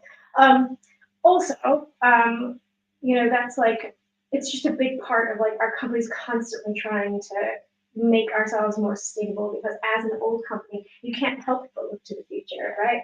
325 years old, if everyone in the hot seat wasn't looking to the next 10, 20 years, you wouldn't be around that long. And so like everyone's benefiting, you know, we stand on the shoulders of our ancestors. And berries is a perfect example of that. And if whoever pulls up the reins, you know, in the next 10 years, 5 years, when we look at a lot of the stuff that's being bottled, you know, stuff Johnny's bought, and a lot of the stuff that we bought, you know, Doug bought previously. So we're really lucky to have such incredible people. Such a, you know, you look at the guys who are right at the forefront, your Ronnie's, your Doug, and Johnny's. Yeah, all of a sudden you've got 2 of those pairs of shoes to fill.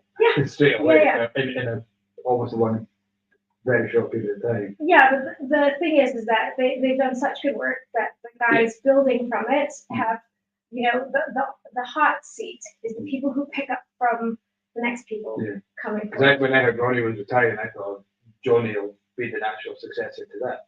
I think a lot of people thought that. Was kind of what we thought. Obviously, had other ideas. Dave is asking, he's watching on YouTube, our Berry brothers and going to the Whiskey Mash on Saturday. I will be there. No, I'm glad to miss it this year. Yeah. Be there. Why are you Yeah. not there? What are you going to do? We're not there, no, just, Let me see you. I can't remember if I found you right at the very end of the last. Aberdeen. I was like, literally, Yeah. I should be here somewhere, but I didn't get very far into it. But no, we're not there this year, just staffing. Yeah. We have change of management and just staff change. So I'm not there this year. Where is it, where is it held this year? South Station Health. I think so. It usually is. Yeah, parking's not great for there. No. Yeah, I'll Probably probably be taking the train. Yeah, I Yeah. would. So you're parked at the train station. I'm basically already parked. Yeah, I should just pay for like 3 days at that train station. It's free. Oh, it's free. A train station. You didn't pay. No. No, just leave. I don't think you can pay. Like, Yeah, it was I think it was like 3 minutes to 7, and I was like so frustrated. I was just like, the train station's here, they'll have parking. You just like literally burst into space and sort of like slam the door, you're like, oh, and then just started growing. So forgetting fully that I have asthma. When I got here, I was like, why am I amazing? Whiskey This Shops is weird. Tasting. And you know your inhaler in the car? Yes. Yeah. So I'll go back to the comment. Here's my phone.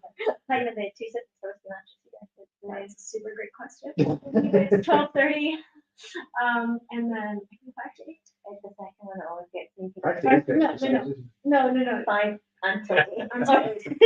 Yeah, 'cause it's like 12:30 to like 12:30, 1:30, 2:30 to 3:30, and then 5 to 8, or like 4:30 to 7:30 or something like that. First, it's people come in and you're like, you're talking to them and stuff, and they seem to understand what's going on. Second, sit and they're like, oh no, whiskey. You're like, here they come. Nobody's got a clue. Well, it's funny. I think. I've been that guy. Have you been that guy? Well, I think it's that's something that we can't lose sight of. Every now and then I'll be in a meeting about something, or we'll be talking about a collection coming out. Everyone's like going all the problems, doing all this stuff. And I'm like, that like we sell booze, right? And like this is fun, right? Or sometimes you'll be at a tasting and you'll be trying stuff. I'm loving this art more. I just love how bacon fatty it is, and it's really dirty. And it's pretty high ABV, isn't it? It's like 60, yeah, it's almost 60%. 59.6. Yeah, it's like a big kit, but there's that like sweet finish on the end, which is fantastic. It does open up a bit of water. It is, but like I hate. I'm gonna say what I said at the tasting before. Not all our boards are created the same. I think this is actually a pretty. This is a pretty good one. Like it's not gone that like rubbery kind of. I've yet to uncover a poor independent artwork. Okay, I get that. I don't think a single cask form and a good cask. And there's so many of them out there. There was like a glut of them. Was it last year? There was just last year. Yeah, but 2 years ago it was new. So there was like loads of 2009, 2008 like years flooded the market. Obviously there's reasons for it. And parcels getting sold in the market. And things like that. But yeah, there tends to be trends. I perceive, right at the moment there's a lot of nebs in the market. And that will grow with the change of just ban laws. Well, Ben Nevis has got to fill the market. Without getting too much into the political side of that, we're going to see a lot of Ben Nevis, which is great. Which is fantastic. Yeah. I mean, let's be really honest about it. I mean, I love a sweaty, dirty, like. This is Ben Nevis without the sweat. It's absolutely. I think for me, when I at the end of a whiskey festival, I'm like a little bit whippy. And I'm like, I'm a bit Ben Nevis, guys. Like, maybe don't come so close. I love that. Just a bit Ben Nevis. You just like back up. Yeah, everyone's like coming. I'm like, well, I did wash under my arms with Ben Nevis. It's not me. It's whiskey. But yeah, it's like I'm sure Ben Nevis guys. And they're like, oh my god, it's like no. Sound the guy, you really I sound. think this is the problem when you do tasting notes. You can get quite cerebral, which is a problem. But it's also some of the fun of it because I look back at some of my first wine tasting notes. I'm like, some of them are so simple, and then some of them are so wanky, and I'm just like, that's really dumb. Just like, don't call it like black currants after the rain. No, just like it smells like brambles. Just that's it. You're done. Be done. Just be done. It's okay. It's when you read tasting notes that somebody's obviously just taken the bottle tasting notes and changed it slightly. So instead of pear, it's like, Orchard fruits. yeah. Exactly the same thing again, but just like But again, Yeah, fresh pear, tinned pear, they are coniferous different. pear are different things. Yeah. Which is like, and also Asian pear. Sometimes I get from younger whiskeys, like Asian pears, they're like really, I don't It know. looks I don't like pears. it looks like a clay, it looks like an apple, right? Like a big, it looks like almost like a baker's apple, but it's really light green or even like a dusky brown color. And they're really crunchy and they're really watery and but they're really light. You're describing a cooking Pear. apple. Are you sure? No, it's not. Tell you. A cooking apple actually has a lot of flavor. This is a really subtle, elegant, light thing. Oh yeah, no, I have some really weird tasting notes because like I grew up in America. My mother's from the Philippines, so sometimes I'll be like, yeah, that tastes like this particular brand of soy sauce. And people are like, no one knows that is Chris. That's a terrible taste again. You can't put that down. It might be right. It's correct, but there's no Yeah, context for it. Yeah. I know. Exactly. But see, when you do that course on tasting notes, the worst thing you can say is nobody can be wrong. Yeah, Because then you get thrown all sorts of things. I know. I remember doing a Springbank tasting with Grant McPherson when he was the dram manager then, and you're reading, it was a virtual one, you're reading some of the tasting notes coming out. Why does anyone buy this stuff? When you drink it, it's awesome and you see where they're coming from, but you're talking burnt rubber, chewing ashtrays, eating dirt, and all this kind of really weird and wonderful. In the Freud but the wall, Yeah. or just wacky tasting. Slapped in the Yeah. face with a kipper. French kiss by a drunk mermaid. Drunk mermaid, I got that. That's like, well, I would be French kiss by a Yeah, that sounds drunk okay. I wish I could treat like that. Yeah. That was a dream. Did you go Wanda or Ariel? What? Wanda. Ariel. Wanda every time. Wanda every time. Oh, yes. Sorry, I was thinking like little mermaid, like the sister that I forgot about herself. Ariel. Ariel gives her voice away for a man. No, sorry. Like, She does. sorry. Give her. I didn't let my daughter watch that movie until she was 12 or 13 years old. Seriously. I was like, you need to be able to watch this with me being able to like vent next to you. Yeah. Basically, Did you to do ruin that it. too? Yeah, I was like, Don't give away any body parts. Yeah. I was like, that's just like, no, like just, we don't, like preserve like a sense of yourself. Like, if your partner can't support that, then like, it's a hard person for you, I'm not Anyway, sure. man, you never actually met her. Look at this. What? Yeah, like, Yeah. she's a psychopath. Like, Mm. girl, calm down. Chill out. Like, She is half fish. So She- we're gonna let her off because she's half fish. She's forgotten it already. Yeah, exactly.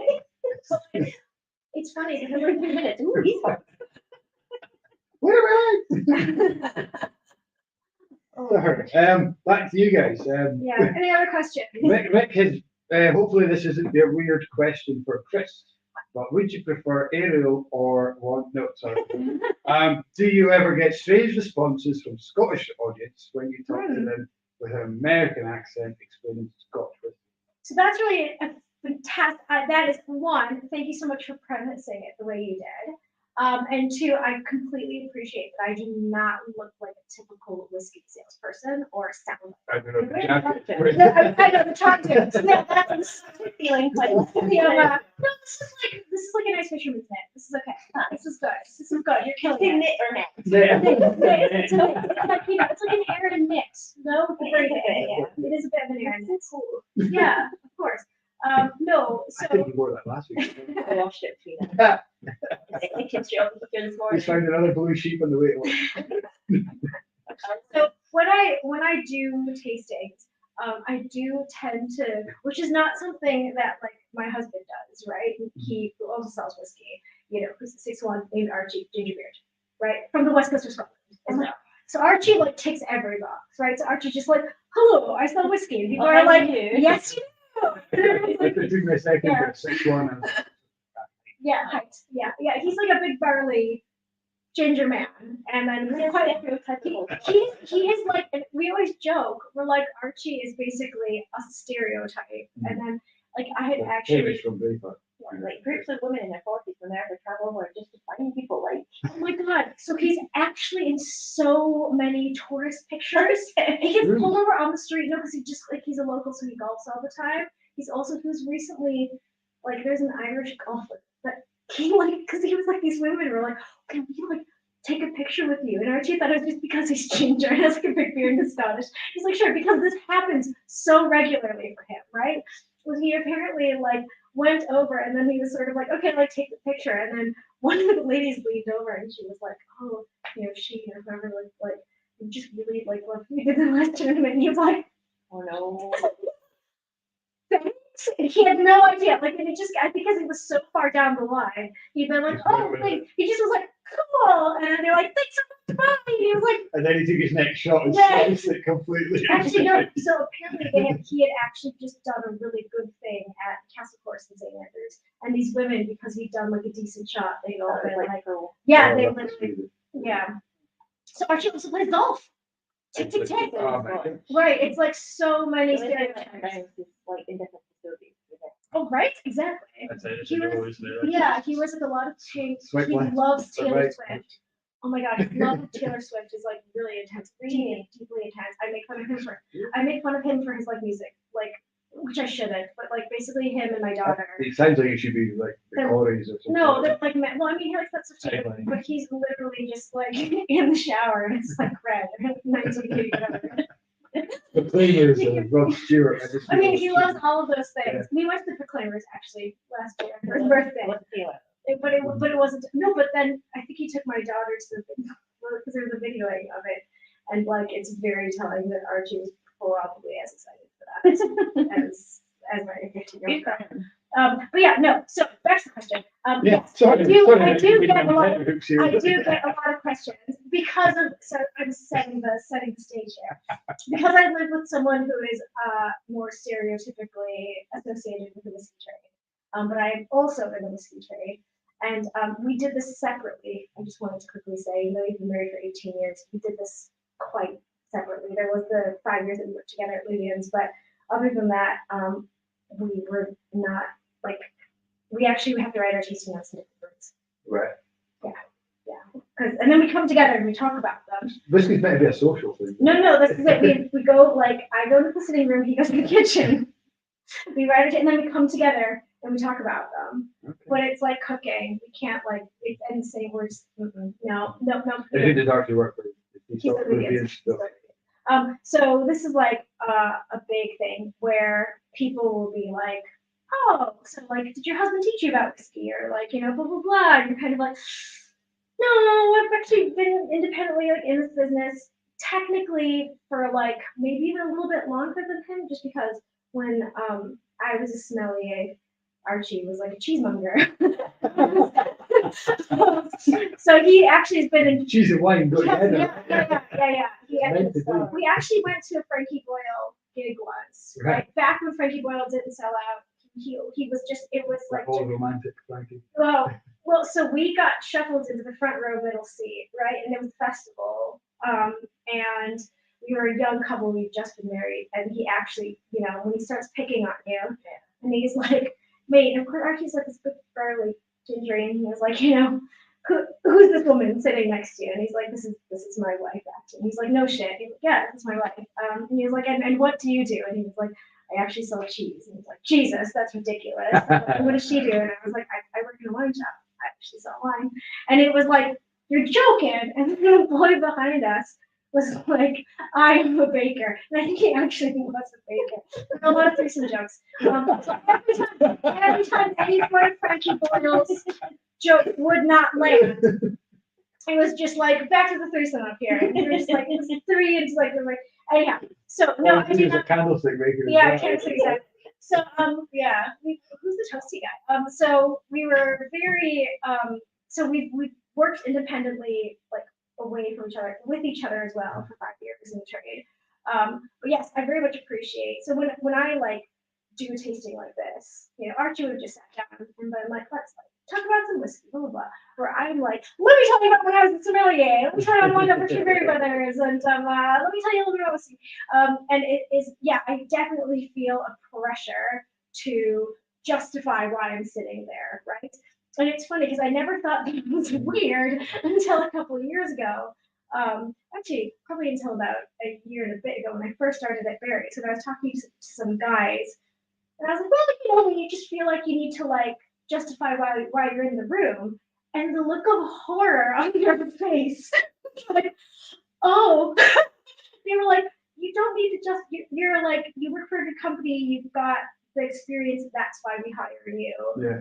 Like, you don't need to constantly justify why you're selling whiskey. That's like, Look, sometimes like even like at the distillery, you kind of feel like you've got to be even more Scottish or like Yes. even more knowledgeable because you're a girl and you work in the whiskey. yeah. You deserve to be as super Scottish as you can. Do you I actually do like love, this? I do love, oh my God, gosh. It's everyone's favorite question. Yeah. My next favorite question is, and who's working at the stand when you're standing at the stand with the bottles? Yeah. And you're like, yeah, we talked about the whiskey, and you're literally standing there like, it's just me. Yeah. Also, I am the You only just hit person. them with a bottle. Yeah. I'm also the only person at this whole tasting in a blazer.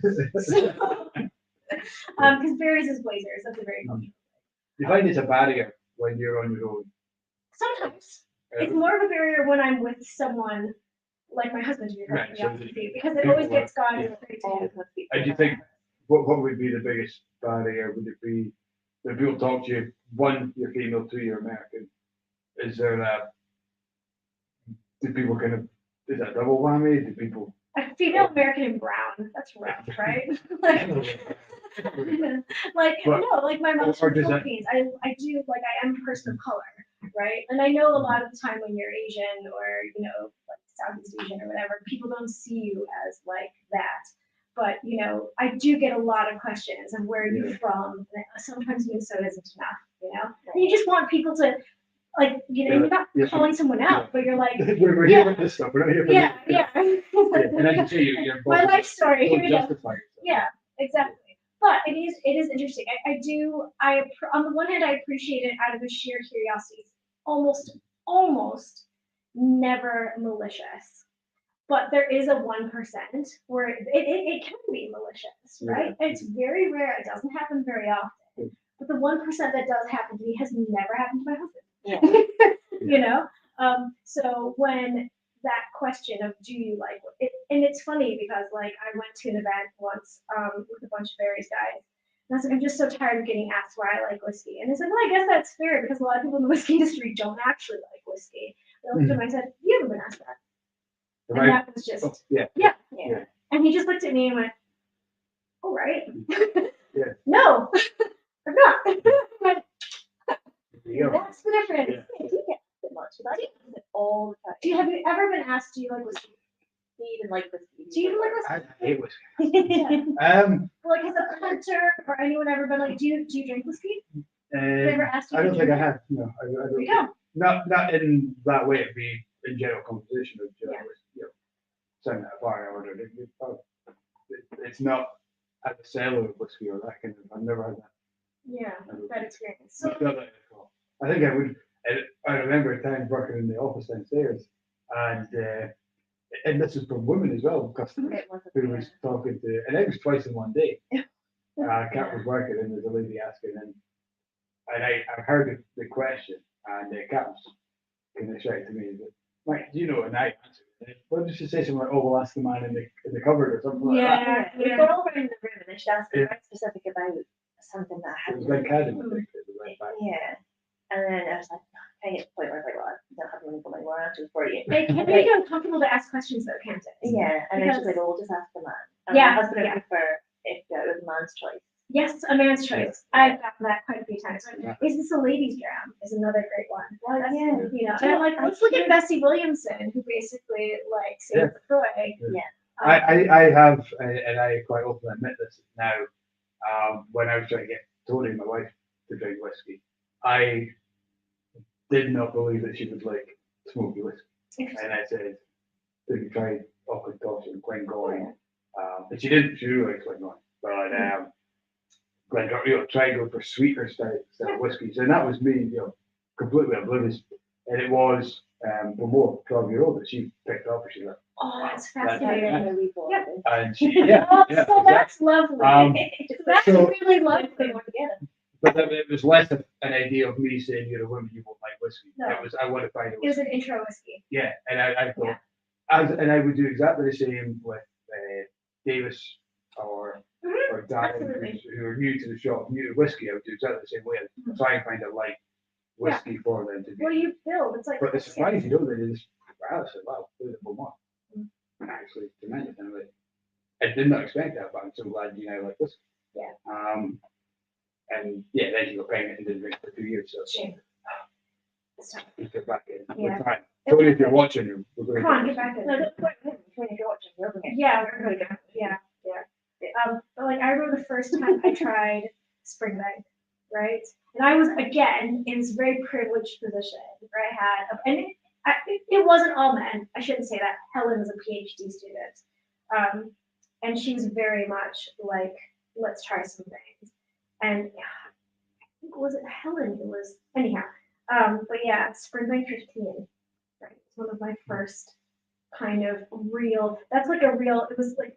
Because the thing is when you're first in whiskey, and yeah, you get more like 16, you're like, this is delicious, you know, this is amazing. It can't be anything but. And then you go back to it, you know, actually it's much more nuanced, there's a lot of texture, blah, blah, blah. Where, like, Springbank 15, right? There's a lot going on. There's just so much happening. And that can be quite a come to Jesus moment where you're like, whoa, like, why is this still, like, what is happening in the palate? Because at that point in my kind of like boozy education, I had some finer wines. And I was like, why does this have so much length, right? So a lot of the terms I use for whiskey are interchangeable with wine because we are talking about texture, you know, and we're talking about the length on the palate, we're talking about structure. And I think sometimes some of those more structural terms aren't used enough in whiskey because it gives you a real, like, bones of a framework. I think we're talking about it with music, but we don't then transfer it over to the finished product. Which is a shame. Yeah, because it's definitely words I use quite a bit for, like, when we're talking about, you know, like extension to the cancer. But you're right, it's probably not something we would then transfer into talking about the. Once it's matured, kind of you'll talk about the cast. Yeah, And exactly. the cast. And it is, it's, you know, the idea of a whiskey from Macduff or from Ardmore, is just from that distillery. That's what makes it unique. Yeah. Everyone does sherry cask, everyone does bourbon cask, but why is this whiskey unique? It's a marriage of flavour between the spirit and the wood. Yeah. That's what everyone looks for. Ideally, we should all be able to pick up a glass and say, no, that was Ardmore, and that's in a sherry. Or and obviously Pete's another moving part in that. But to me, the structure of the spirit itself is something that we do not talk enough about. Yeah. And there is a like viscosity. That Glencaddam is like syrup, right? Yeah. It's so, and that to me, that's very telling of it. Where Daft Milk is a much more elegant structure to it, right? And the fact that it can achieve such length in its palate is why it's so impressive. You know, to me, Auchentoshan can be not always a bit one and done. It's like in and out. You know, it's a bit. There are some great Pinot Grigios on the market, but it's a bit Pinot Grigio, right? Like goes in, it's clean, it's easy, it's brilliant. You know, you're like, great.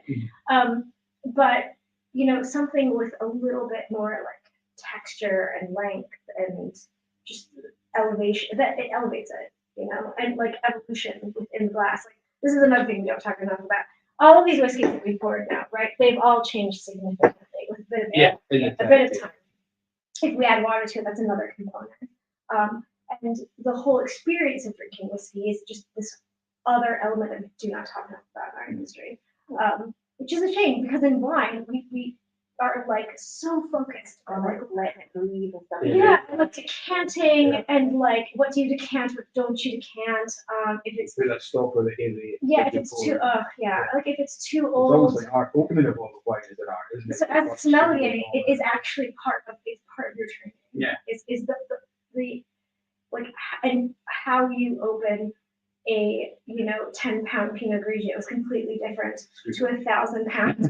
Well, no, like but to 1,000 pounds, first growth clarets. These are different animals, right? But really, when we look at whiskeys, like if I open up, we have like this amazing sherry single malt, right? Which we could not confirm or deny. I mean, it could sound a lot like a baton and fife, that it's nowhere near. We did discuss it earlier on. It's like we used to own it. So there's like that, right? That to me, I love that dram because you know what? I open it up. I like make a cocktail with it. I'll get scotch and soda, whatever. I like. It's delicious. Absolutely delicious. It is like Wednesday whiskey. I'm cooking for my kids. I'm stressed. You know, Get the whiskey. yeah, practically. Yeah, I'm like literally, you know, chucking in the sauce, whatever. It's just like such a delicious. It's like a brilliant, delicious product. That 1979 blend. I'm not gonna treat it the same way, am I? Do you know what I mean? I'm gonna like pour it, I'm gonna think about it, and then like swirl it and enjoy it. You know, they're just, but there's a lot of in between that as well. So like that Ardmore retails for what you're selling that for 85? Yeah, give or take. Yeah, 85 pounds, right? So to me, an 85-pound whiskey, I could make a really cool whiskey with like a whiskey cocktail that would be in like a fancy little coupe, just a little stirred down, a creme de menthe or something, and a wanky little. You know, I'm not a bartender, but I would make something really well, yeah, mint, whatever, yeah, thing, you know, I'd make it pretty. But you know, you put a thing in it. Actually, I hate those comes cheers, and they're delicious. Delicious. So you do this thing, and it's like it's the whole presentation of it. Now, our single malt Isla would make just as good of a product, but like see that Ardmore, next level, bang in, right? Absolutely bang in. And also that Ardmore is one of my last whiskeys when I'm like hill walking, dog walking, horseback riding. Yeah. Before any questions, which are hip flask grams, Yeah, hip flask gram is perfect because like remember the old Campbelltown Loch blend that Springbank did, right? Yeah. 22 pounds a bottle. It was like so cheap, and it was like they don't make it anymore. And that was my camping whiskey. No, it's not the same. I'm talking about the old one with the ugly bottle. Yeah. It had a reassuring ugly bottle. It was different. It was different and it was cheap. And it was absolutely delicious. When you're walking up a hill camping, like in a bag. Yeah, right. You just want something to give you in a saddle bag. Right. Like just a full level of like that. It's like an experience whiskey, right? Like the fancy whiskeys, you're probably not gonna put that in. It's not gonna be that whiskey. But yeah, to me that Ardmore is very much a flask whiskey. Yeah. And I hate to be like not like serious, but that one. That one. We don't need to keep bringing it. Yeah, sorry. I'm just that one. It's that one. Yeah, but like. Although I was at a tasting for Texans in Toxic Castle on Tuesday night. Mm-hmm. And it That's was what teas in that sentence. Yeah, Texas, yeah. Tuesday. It's a lot. And it was an Aberdeenshire tasting. Rolled out. So we did Ringiri 12, Glendranet 12, Anik 12, and Anik 12 is such a banger. Ardmore was the winner of the night. Really? Yeah. I could have sold like 2 cases of Ardmore. Whoa! I only took 2 bottles. Oh, it was going to be. I'm really biased. That's my dog say that. Nice. Yeah. And I had him at a tasting recently at Nauticus, and he just like followed me around. And it was funny because another person I think you've had on the Blether before, Mark Thompson. Yeah. He has pointers. He has. Did you see that? He's going dreamy. He's nice to talk to. He's nice, but like he has these amazing pointers. They're stunning. They're like supermodels. They're they're so photogenic. And my dog is this little black Mati. He's beautiful. He's like a half poodle, half chihuahua, and he's darling. He's his own sort of beautiful. He's his own sort of beautiful, but he is. We can call him Noctu. Do you know what I mean? And he's a small black dog. Yeah. So Amok. And also it's nice to shout. Yeah. You can say angry as well. Well he's got 4 and also got 2. Never name a dog Cardew. We named his sister Cardew. She is so willful. Cardew is just like Cardew. Oh, she's so intense. She's so intense. She's really like, she's his sister, little sister, very much little sister, and my 15-year-old's dog. And they are just angry teenagers together. And it's like really intense. Yeah. Well, because it's something, if he does something wrong, he can also be very aggressive. Well, that's just it. So that was great. He literally was like trying to go into the club. He was like, yeah. And everyone's like, wow. I've been told to take a drink by Rick. Okay. Oh yeah, you mentioned it as well. Yeah, every time Glendrane mentioned Oh, hilarious. Well, I love the tour that we went on. By the way, thank you very much. I really appreciate it. The last tasting, I was able to go on a tour. Ed Friday's watching on YouTube, and he has said they should do a budget version and call it the Ugly Bottle. Budget version of? I guess the Gamton malt that they Oh my God, yes, they should. They 100%. So I'm with you. 100%. Yeah, but it was because it had like, did it have some bourbon or something? Some like. It had some single. It must have had something in it. Yeah. That was like really syrupy. I don't know. It had this, yeah, because it was quite. I've never tried it. I remember the bottle It was so beautifully ugly. It was stunning. Oh, it was like just magical. I loved it. But yeah, it must have had. Maybe it just had a lot of hazelwood in it. But I felt like it must have had some gravy, and it was just delicious. But yes, you can tell like when I was at Luvian's first in like sort of what 2002, 2001, 2002. And then back again in like what 10 years from 2022 is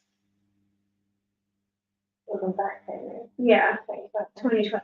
No, so 2013 would have been when I started Luvian's again in its second iteration. Archie's been 10 years. Oh, not quite that one. No. That's the 70s. No. And that's the one I remember seeing. Yeah, because that's the 70s one. No, there was another version of it. That was the best one. Oh my God. So no one on the camera can see it. I want to be like, you should like screenshot. Can you like do this? It was. So that's a 21-year-old. No, they did a similar label that was like a non-age statement. It was in a tall, skinny bottle instead of an expensive. Oh, right, yeah. I've seen that. The 70s one is the one I remember. That was, oh my God, that was a magical, that was a magical, it was so ugly, delicious.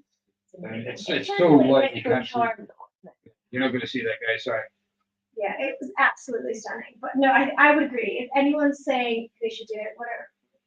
It looks like SoCo. No, I get that. Yeah, because that's the new one. The new one does look like something comfort.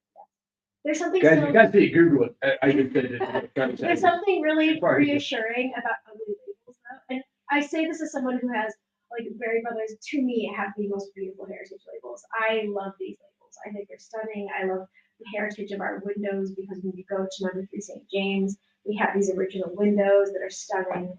We have the original scales from when we were a coffee merchant. Also stunning. Those records with people that weed and stuff. That's what the widow. Yeah, celebrity. Yeah, she was like a coffee. Yes, she was. And so she was a coffee merchant. And then there was this fashion for people getting weighed, and it was used in a I believe there was like a murder trial where someone that was like he was getting weighed when he should have when he could have been murdering the person that they thought was the time of death. Seriously, in like the 1800s, early 1900s, crazy. And then we also have our ledger from the Titanic in the 20s of our losses from the Titanic. It doesn't mention any death of people. No, there are no people. You lost 260 bottles. Yeah, that's it. But it's like framed. I find it just fascinating. So it's like you go into this like kind of, and I'm always asking something really dumb. Like I left something. I lost something. Or like we have the most amazing people work in like reception and like all these areas in the actual physical building. They're so kind to me because they're always like kind of there's like a flicker of recognition. They're like, never really see you. It's like I work in Scotland. They're like, yes, because they must think I'm a tourist when I first walk in, right? Because I'm like, and they're like, oh God, is it one of those? Is it one of those? And I'm like, I promise my fingerprint will let me in. Like, let me do this. But I'm always like, guys, I have a question. And you can just see this, like, and I'm like, I work in Scotland and Britain. Okay, cool. God bless them. They're just so lovely. It's the building itself is stunning. It is like absolutely incredible. And then our shop, which is around the corner, the physical shop, is really beautiful. And shameless promotion. We are opening up a spirits shop, a dedicated spirits area, which used to be the old cigar shop. That's being completely renovated. But of course, when you have, you're still going to do cigars? No. So it's So this is So it's just a dedicated spirits shop, which is very exciting. Yeah. So that is coming online hopefully in the next 12 months. But please consider it is a listed building. I'm always like, do we have to dig at any point in the renovation, and they're like, why? I'm like, are we gonna find like a plague pit? And it was like someone sort of chuckled about it, and then you literally saw someone in the back of the actually check the plague pit.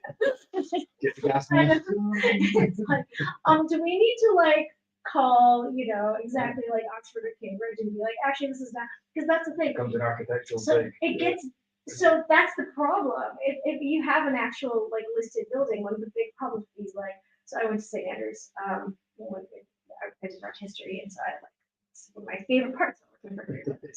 I like go in, it's like, let's look at all the old bottles. Can we look at old labels? And everyone's like, Snoresville. But yeah, so that is, that's a particularly cool part of things with, it's this wonderful meeting of like history and kind of nerdery and like a love of living products, that I think is a really fun part. It's like a physical archive for you guys as well. Yeah. We were talking to Callum about that, because he runs the bar together. Great. Yeah. And some of the old bottles and stuff, like you're actually preserving almost part of social history. You know, because Fantastic. otherwise, like, what would you end up in like recycling or like some of these Yeah. things? But DRS, people just Well, put it don't mention, don't bring it up, don't bring it up. Please don't forget, you're It'll gonna be all over Yeah, whatever yeah. about our motto. Yeah. I think there's like a real like I think about so I used to buy like more like 16 Rosebank 12. They were good drams, Yeah. right? But it was like but they were very expensive when you're on a student budget. Well, what did I do with the bottles? I just chucked them in recycling. Yeah. Of course I did. Why wouldn't I? And I'm like, I could have sold those bottles for £200. Oh, I can trade the empty bottles. That's nuts. Yeah. That's nuts. Um, So yeah, I'm like, wait, this isn't even like Victorian. Like, saying that, I actually found empty bottles. Still gonna go see having it behind me when I see the bottle. Just so people leave. That is the sole reason why we're here tonight, is because Kat just got really annoyed with people. She's finally got her shelves up.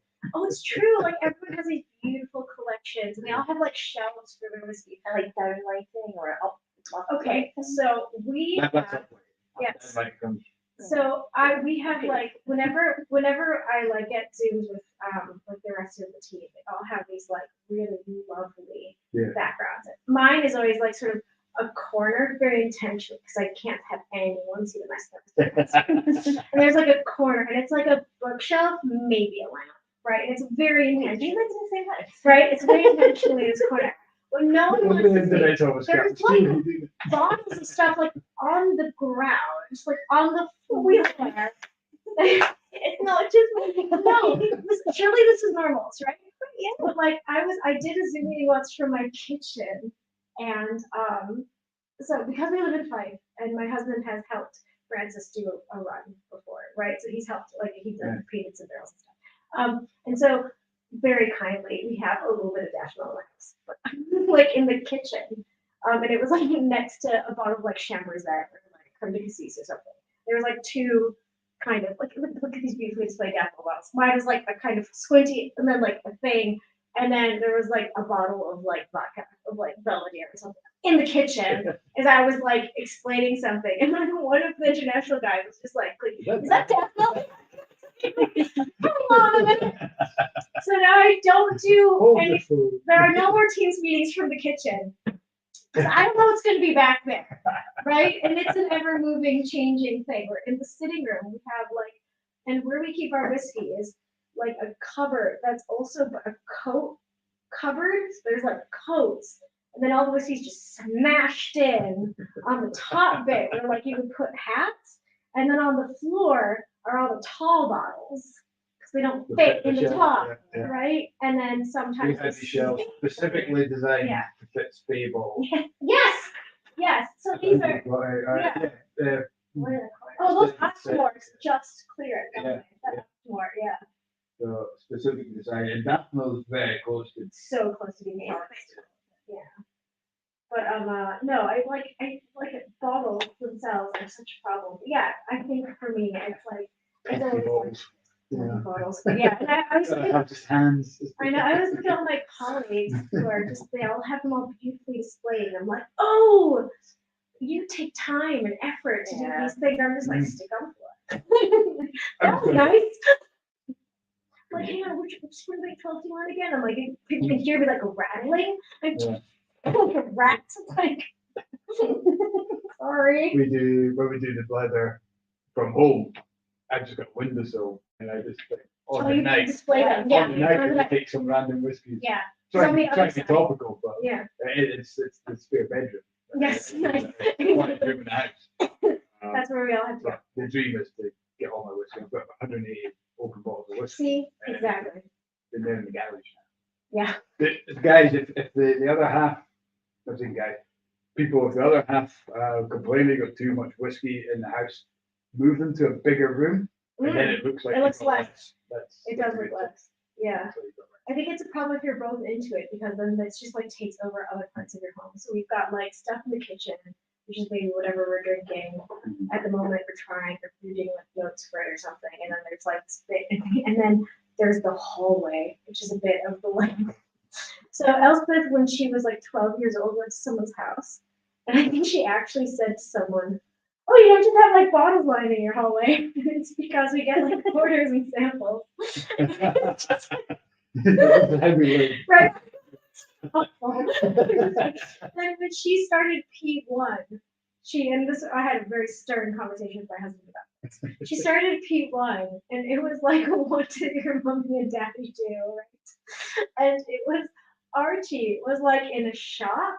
I think there were bottles in the shop, right? I'm guessing there were. But then me, I was like, Uber. It was like sticking with the glass of wine as a 5-year-old. And they were like, so the teacher pulls me in and was like, I just want to like have a little, and I'm like, okay, so so does my husband. So like, let's pull him up on the fact that like, there's a lot of bottles. I've got one glass. Yes, lots of bottles. Do you know what I mean? Like, let's be worried about him too. Yeah. It wasn't like there's nothing to worry about. You got to worry about both. I know, both of us. Yeah. Send him over. We'll have a drive. It'll be fun. Crazy job. It is a weird job. Yeah, it's more of just like it's a strange thing to like, when I try to explain to people what I do, and I'm sure you guys must have the same experience. They're like, what do you do? And sometimes you get tired of being like, because what I do is quite nuanced. On the one hand, I'm not an ambassador, but a lot of what I do is ambassadorial. Yeah. I present and stuff like that. I am in sales, but it's quite a niche sales thing that I do. So that's the thing. I would say you're very much coming across the night invitation you've done before and on the phone. So you are an ambassador and all, but Thank you. Have the time. Yeah, I don't have the time. I think, Yeah. And I love it, but it's like, it is as much if anything, it is like, I always say to people, like, I'm very lucky to work for Barry's because this is my lifestyle anyway. Like the company I work for reflects you that. can do professional. But no, there's a sense of like, I like nice things. And the value for me are on things that I consume, right? So like, I love this jacket. Don't get me wrong. I think it's beautiful. It's a vintage, right? But I can't drink it. To me, like sitting around. I know the weather outside tonight. You might be sick of it later. I know. I know. It's actually like it's pretty bad. But because it did actually put Will is the best. Like Will is the best. It's a perfect fiber. But yeah, like there is something about the sense of, and because I worked in a nice restaurant, that kind of thing, I appreciate food, that kind of thing. So I think people are into whiskey wine though. Usually that's the case, but they're into food just because you're talking about tasting all the time. You became maybe a bit more attuned to it, a bit more sensitized to it. So yeah, it kind of goes hand in hand, doesn't it? I should think so, because like I know a lot of people who are in this trade and they're usually quite accomplished home cooks. A lot of them will do things like bake on a Sunday, and they'll bake like their breakfast on a Sunday. Like one of my friends he's writing a book about whiskey, and he owns a like wine import company in London, right? And every Sunday he bakes sourdough. Like it's like this thing. It's like Dave from the 50s. He makes his own bread. He makes some bread. Yeah. I'm trying to talk about apple bread. Oh wow, that's cool. Oh, he's like a semi-pro. Yeah, right. But that's like that's what like a 24-hour. No, it's like a 48-hour ferment. That's some real stuff. It's like the starter. Yeah, because your starter has to live forever, but then Yeah. Right? Yeah, so it's, I'm gonna cut myself out of this. you're like, and but you can appreciate a nice, Absolutely. right? Exactly. And also I think that's something like I love opera. Can I sing? Hell no. You know, I love ballet. Can I? No. But I can really appreciate someone who's a master at Like the Coopers and stuff. yeah. Oh my god. Yeah. I went to a whiskey festival where actually like the guys were there and then so you raise a barrel and I was like, oh, I'm gonna do it. And it was like a bit freaked out. Oh, it's so much fun. Yeah. Oh my god, it's like, and then the guy was hilarious because they like gave me the apron thing and I like went to squat and he was like, oh, you've done this before, and I was like, yeah, I've twice tried and failed. I even failed at the little, the one that's they're hardest. No, baby ones are the one for the entertainment kids. no, they're harder. The wee ones are super hard. No, I think the wee ones are actually the hardest ones. Well, that's good. They're really hard. No. The big ones are better because you can like use the weight and then like and then the pressure. I like the big ones. Rick, thank you very much. Rick is departing. Apologies, yeah. He must depart as always. Fun weather. Cheers, Rick. Thanks for your questions. They've been great to answer. Hopefully you have a good day because I must be just about midday in San Francisco now. Yeah, very impressive. Thank you so much. Ed is asking, are you there at the Inverurie Whisky Festival, Inverness, Whisky Festival, along with a guy whose motto was, it's nae Shire. He was quite correct. Oh. That's Woody. Was that Woody's? Yeah. In Inverness, I was across from Woody's. They actually tend to put us across from Woody's quite a lot. All right. Which I love. Yeah. I Woody's love awesome. Woody. He's lovely. Yeah. His missus is lovely, and they're coming on. We've Oh, got good. Megan and Alex. So she's a cognitive neuroscience scientist. She's an actual neurologist. Yeah. She's I'm like scared to go. proper smart. She's proper smart and super humble. Like she's amazing. I'm just going to say hello to Alistair. So Alistair was on our Whisky Academy Ambassador course today, and he passed. So we have a new Whisky Ambassador with Alistair. So thanks very much, Alistair, for joining us. You have had a full day of whiskey. So Thank well you. done. Well done. You've lasted so long. Good job. Dave's away. He's away to sign off. Bedtime for me. It's 9:15. It's very late. He did celebrate his 50th birthday this year. So he's getting on a bit. Maybe the back porch. No, that's Dave Muir. Oh, wrong Dave. Yeah, wrong Dave. Dave Muir will be a prune by now. He's almost blind. I like that. That's good. Fortified as that for. So sorry, Ed, your it's nae Shire confused me. It's nae Shite, I think. Yeah, His tagline. Yes, I was at Inverness and I was across from Woody. And it was I was at the Inverness Festival. That was another one that I was late for actually. I like literally showed up right as again there was flooding. We're really into flooding in Scotland at the moment. We're having a lot of flooding. It's the Same thing, right? I mean, global warming sucks. So like, lots of whiskey tomorrow. yeah, but it was really good. The Inverness Festival, except I think I might have been very close to the music, which was lovely. But I'm quite soft-spoken, and you're like shouting over the like fiddles and stuff, and you're like, these fiddles are great, but also, can you just try my hardwood? Thank you. That's the way downside to like festivals and things, just the repetition of things. You kind of want to give every single person the same amount of doing that, but sometimes you're like, wait, did I tell really you do that? I try to get groups of people. I'm like, let's all get in together. Yeah. I'm like, can we all come in? I like try to bring in a big circle. So I do like groups of friends, and I have been noticing more groups of female friends coming through, and I quite enjoy that. And I think going back to one of our previous questions, being like a lady in whiskey, I do tend to look out for other women, and I bring them in to my stand very much. Do you find that at festival, probably the question for both of you, that women will come to your fest, that if there's female drinkers there, they'll come to your stand specifically to speak to you guys and almost get a break thinking, I'm kind of, there's another woman here, or? I get more questions, I think, genuinely. Okay. Yeah, I think so. As a genuine interest questions, or? No, like I think they're like, they preface it with, this is probably a dumb question. And I think to myself, would you ask them that question? Right. You know? They feel more comfortable asking you. I think that, I think there's a genuine sense of like, but also amongst, and please correct me, amongst women, there is a sense of when a woman is looking and she finds you and like, you know, you're like, sir, there is, with a lot of women that I've served in, well, in whiskey in general, there is an understanding that to be behind the counter as a lady, you probably need to know quite a lot. Mm. That makes sense? Yeah. Like maybe you need to know quite a lot, especially if you're a single man in a stand. Yeah. Right? So if you're not there with some other people, like a team, and there isn't someone to like bounce the questions off of, they're like, oh, you're the only person for berries. So well, it's not even you know your shit. It's that like you know these particular products inside the market. Yeah. Yes. And I think there's a difference, but also like there's a real sense of that where with not every man, but some men that come up, there is that bouncing back of questions where they're testing your knowledge. Okay. Does she know anything about this? Mhm. Is she just in marketing? They don't actually want the answer, they just want To be reassured, because they want to be reassured that you're at their level, where I've never had a woman do that. No, not once. Have you? No, I've only ever had one woman question something that I said once, and it was just into the historical facts that related to something in the distillery.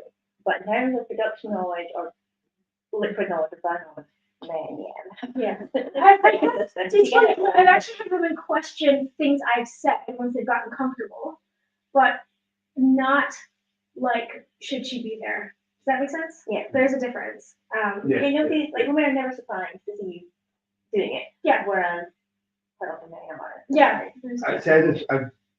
I've never had a woman ask me if I like whiskey. No, not once.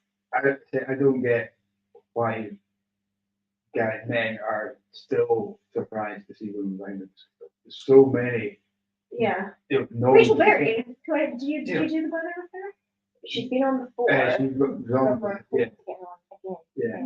But there's so many. I mean, even brand ambassadors and Oh my gosh, I'd be sales role. You know, there's so, and you got stalls. There's so many. The Glenallachie team. Pretty much yeah, all all the different ladies. teams. Yeah. And you got Juliet as well, who normally watches as well. There's so many, and what excites me, you look how far we've come as an industry with men in the front forefront. We're now discovering that actually women have got the better palate, they've got the better nose. How far can we then go when we've got the best? You know, I think it's really exciting time for the industry. It's an exciting time, and pushing it. but the consumer does need to catch up to that a little bit. Yeah. So it's another thing. I don't think it's maybe you guys may experience this more. This is probably a conversation for another. This is a different one. Chat. Yeah, because we're running late. But yeah. That within the industry, I don't think there's so much of an issue. I think it's a consumer thing. Yeah. It's why I think it's why festivals can be a bit like they can be not even if they can just like you're kind of in it, you're ready, and then occasionally you have a thing of no, come on now, you know. You should have like a really crappy bottle underneath for people to you should try this. And then a really good one. For the people who you wouldn't It's not like I didn't have it all. It doesn't have. I was gonna say. I really want to say it is like 1%. It is that small, but it does. We even 1%. Yeah. But it does stick out a little bit. Just because exactly like that's what I always try to say to my husband. I'm like, but have you ever had? And now to my male colleagues, I'll be like, so I have a lot of female colleagues who are brilliant, but I'll say like, yes, but have you ever? When we talk about it, have you ever experienced it? And they kind of go, yeah. You know, like actually I haven't, you know, or I'm like, give me an equivalency, like what's the equivalent? And sometimes it'll be like, okay, when I was a new salesperson, this guy really raked me over the coals, right? And I'm like, okay, and that was like 1 or 2 times in the whole of your career. And he's like, yeah, and I'm like, okay, that happens to me a couple times during every festival. It's like, okay, that is a lot more. You're like, it just popped up on YouTube. It never occurred to him to even question somebody's whiskey knowledge based on the end. Yeah, no, and I think that's the majority, like 99% of people come to you. You're working in the stand at Berry Brothers because we are quite traditional and like we wear blazers and we have our little pins. People are just like, oh, she's just berries. Fine. Yeah. On the go. Yeah. You know? Can whiskey learn from something like gin, which has in the last 15, 20 years totally changed the psyche of the consumer, whereas it used to be kind of this very female oriented, middle-aged woman. Every rugby player needs to make a gin now, right? Like every professional rugby player is like, you know what I need to do? Make my own gin. You know what I mean? But I mean, God, see the They people really- make their own gin. Just, Yeah. I know. I mean, Shameless plug. what that's done in that short Correct. space of It's time. turned it. Broke that, you know, when I was 18, 19, 20, growing up and going to the pub, they didn't take a gin, women's drink. There was, But yeah. they've It's managed, granny's drink. yeah, It's not just a woman's drink, it's an old woman's drink. but they've Mother's so, drink, yep. they've absolutely smashed those barriers down and Mhm. managed to get the camera back. Fundamentally sexist camera. It's fine. Yeah, it's what do you see? I'm in trouble. But yeah, but it's managed to smash that barrier, and now it's such a unique sex drink. It is actually it is a You know, completely. maybe sex whiskey drink. can work. I don't know how it does it. How it is. You know, a lot of it was just years of branding, wasn't it? It was marketed. It's coming around slowly. It's following my It's getting there. So yeah, it's just. It's getting better. Much better. David Beckham's grain whiskey. Agreed. Oh, yeah, David. Nothing's as good as David Beckham's grain whiskey. I mean, Or is he just like? No, it's- he's not even the face of it anymore. Cameron. So it's Cameron Bray. It's Cameron Bray. Let's see old Cameron Bray. Independently bottled old Cameron Bray. It's just delicious. Yeah, You know, yeah. Everyone's Even the 20 quid bottle of Cameron Bray was good. Yeah. For 20 quid. for 20 Yeah, quid. value for money, Right. absolutely. But then the club realised that they could bring a fancy bottle, put a name on it, charge 50 quid for it. They realised that people realised what it was and started going back to the £19 bottle, and they thought, actually, we're going to stop this £19 bottle. I have an interesting question. So, what celebrity products, Mm. right? So we're talking about, because this is like your David Beckham thing, right? Well, I'm So talking David Beckham level, I'm going to bring out the bottle. right, there we go. So we've got Nice celebrity. there's like Stop pulling me. there's the Sassenach. There's like the Sassenach, which has like a real cult following. I don't love the juice, but like whatever. Let's see, there's a bunch of wines that are made by different guys. Snoop Dogg's, I don't particularly like his, but like The he Rock actually has uses got it. his tequila. So actually, and this was going to be my point.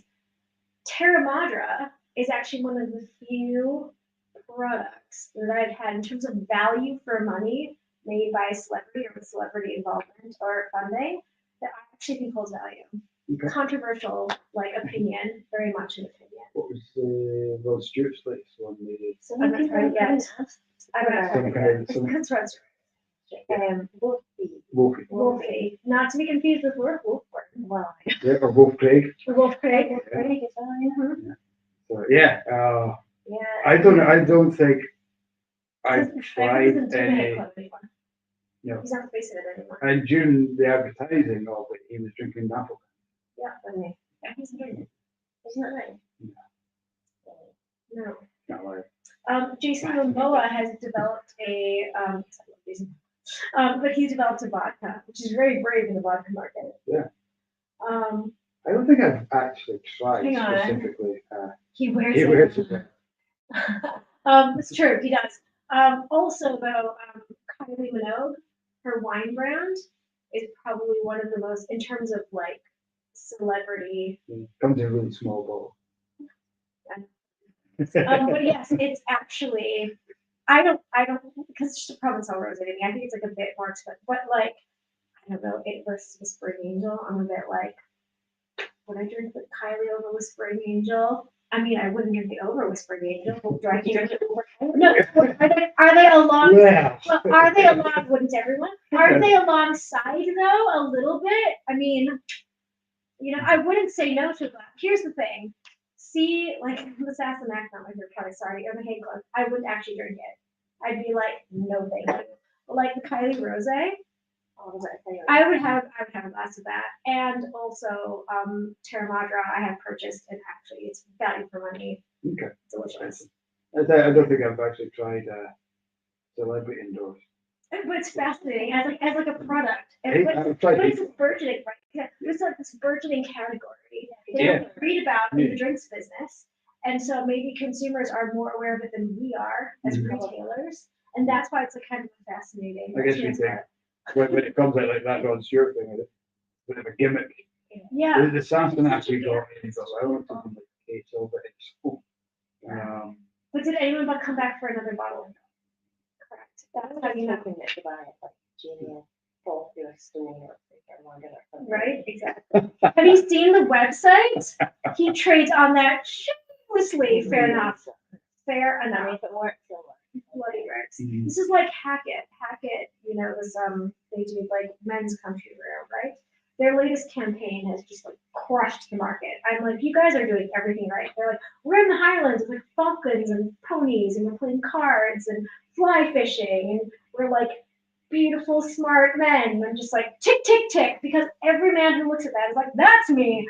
And every woman is like, that's very appealing. Yeah, I'll buy that shirt next time. Do you know what I mean? Yeah. I'm like, you just crushed your multi-level marketing. Just tick, tick, tick, Right. boom. Yeah. Yeah. That's not my car. This kid doesn't do that. Please don't be mad. Yeah, I guess we've been talking Yes, for thank you. almost 2.5 Too long. hours. So sorry. I actually was hoping ours would be like an hour and a half. I was like, I'm so sorry. I'm only going to have an hour and a half. So, but we've kept some people out still here. Yes, apologies. It's been boring. And we have a few other people watching. I'm not just naming Ed because he's the only one watching. We have other guys. Thanks very much for joining us, Chris. Absolutely. No, And thank it's you been so much. so I much fun. appreciate your understanding and kindness for the night or diving. Guys, if you're watching retrospectively or if you come back in, you've been watching, you want to see the end of it, please let us know what you think of the in-house experience. Yes. Apart from it, Yeah. we will work on that. I'm going to tell every guest who comes in, and me and Kat are going to sit on our hands so the cameras do it. So, but yeah, thanks very much for joining us as always. It's been a pleasure hosting you. Thank you very much. And thank you to anyone who watched.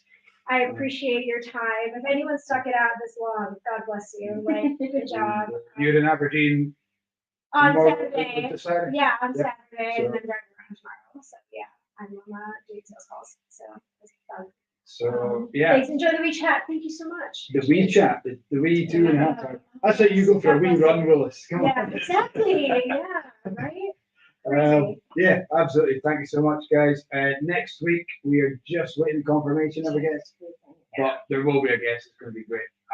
I'm sure it'll be awesome. But the rest of November nailed. You're awkward, baby. There's always one. So yeah, thank you very much, guys. Again, anyone watching afterwards, please ask any questions. We pick up all the comments, so we'll try and get Chris to answer whatever you want to ask retrospectively. Yes, if anyone has any That's a questions. long way of Questions, comments, or concerns is what I say in all my live tastings. I always say, does anyone have any questions, comments, or concerns? So if anyone has any questions, comments, or concerns, feel free to put them in the comments. Thank you very much. Thank you so much, guys, and we'll see you next week, if not before. Bye. Good night.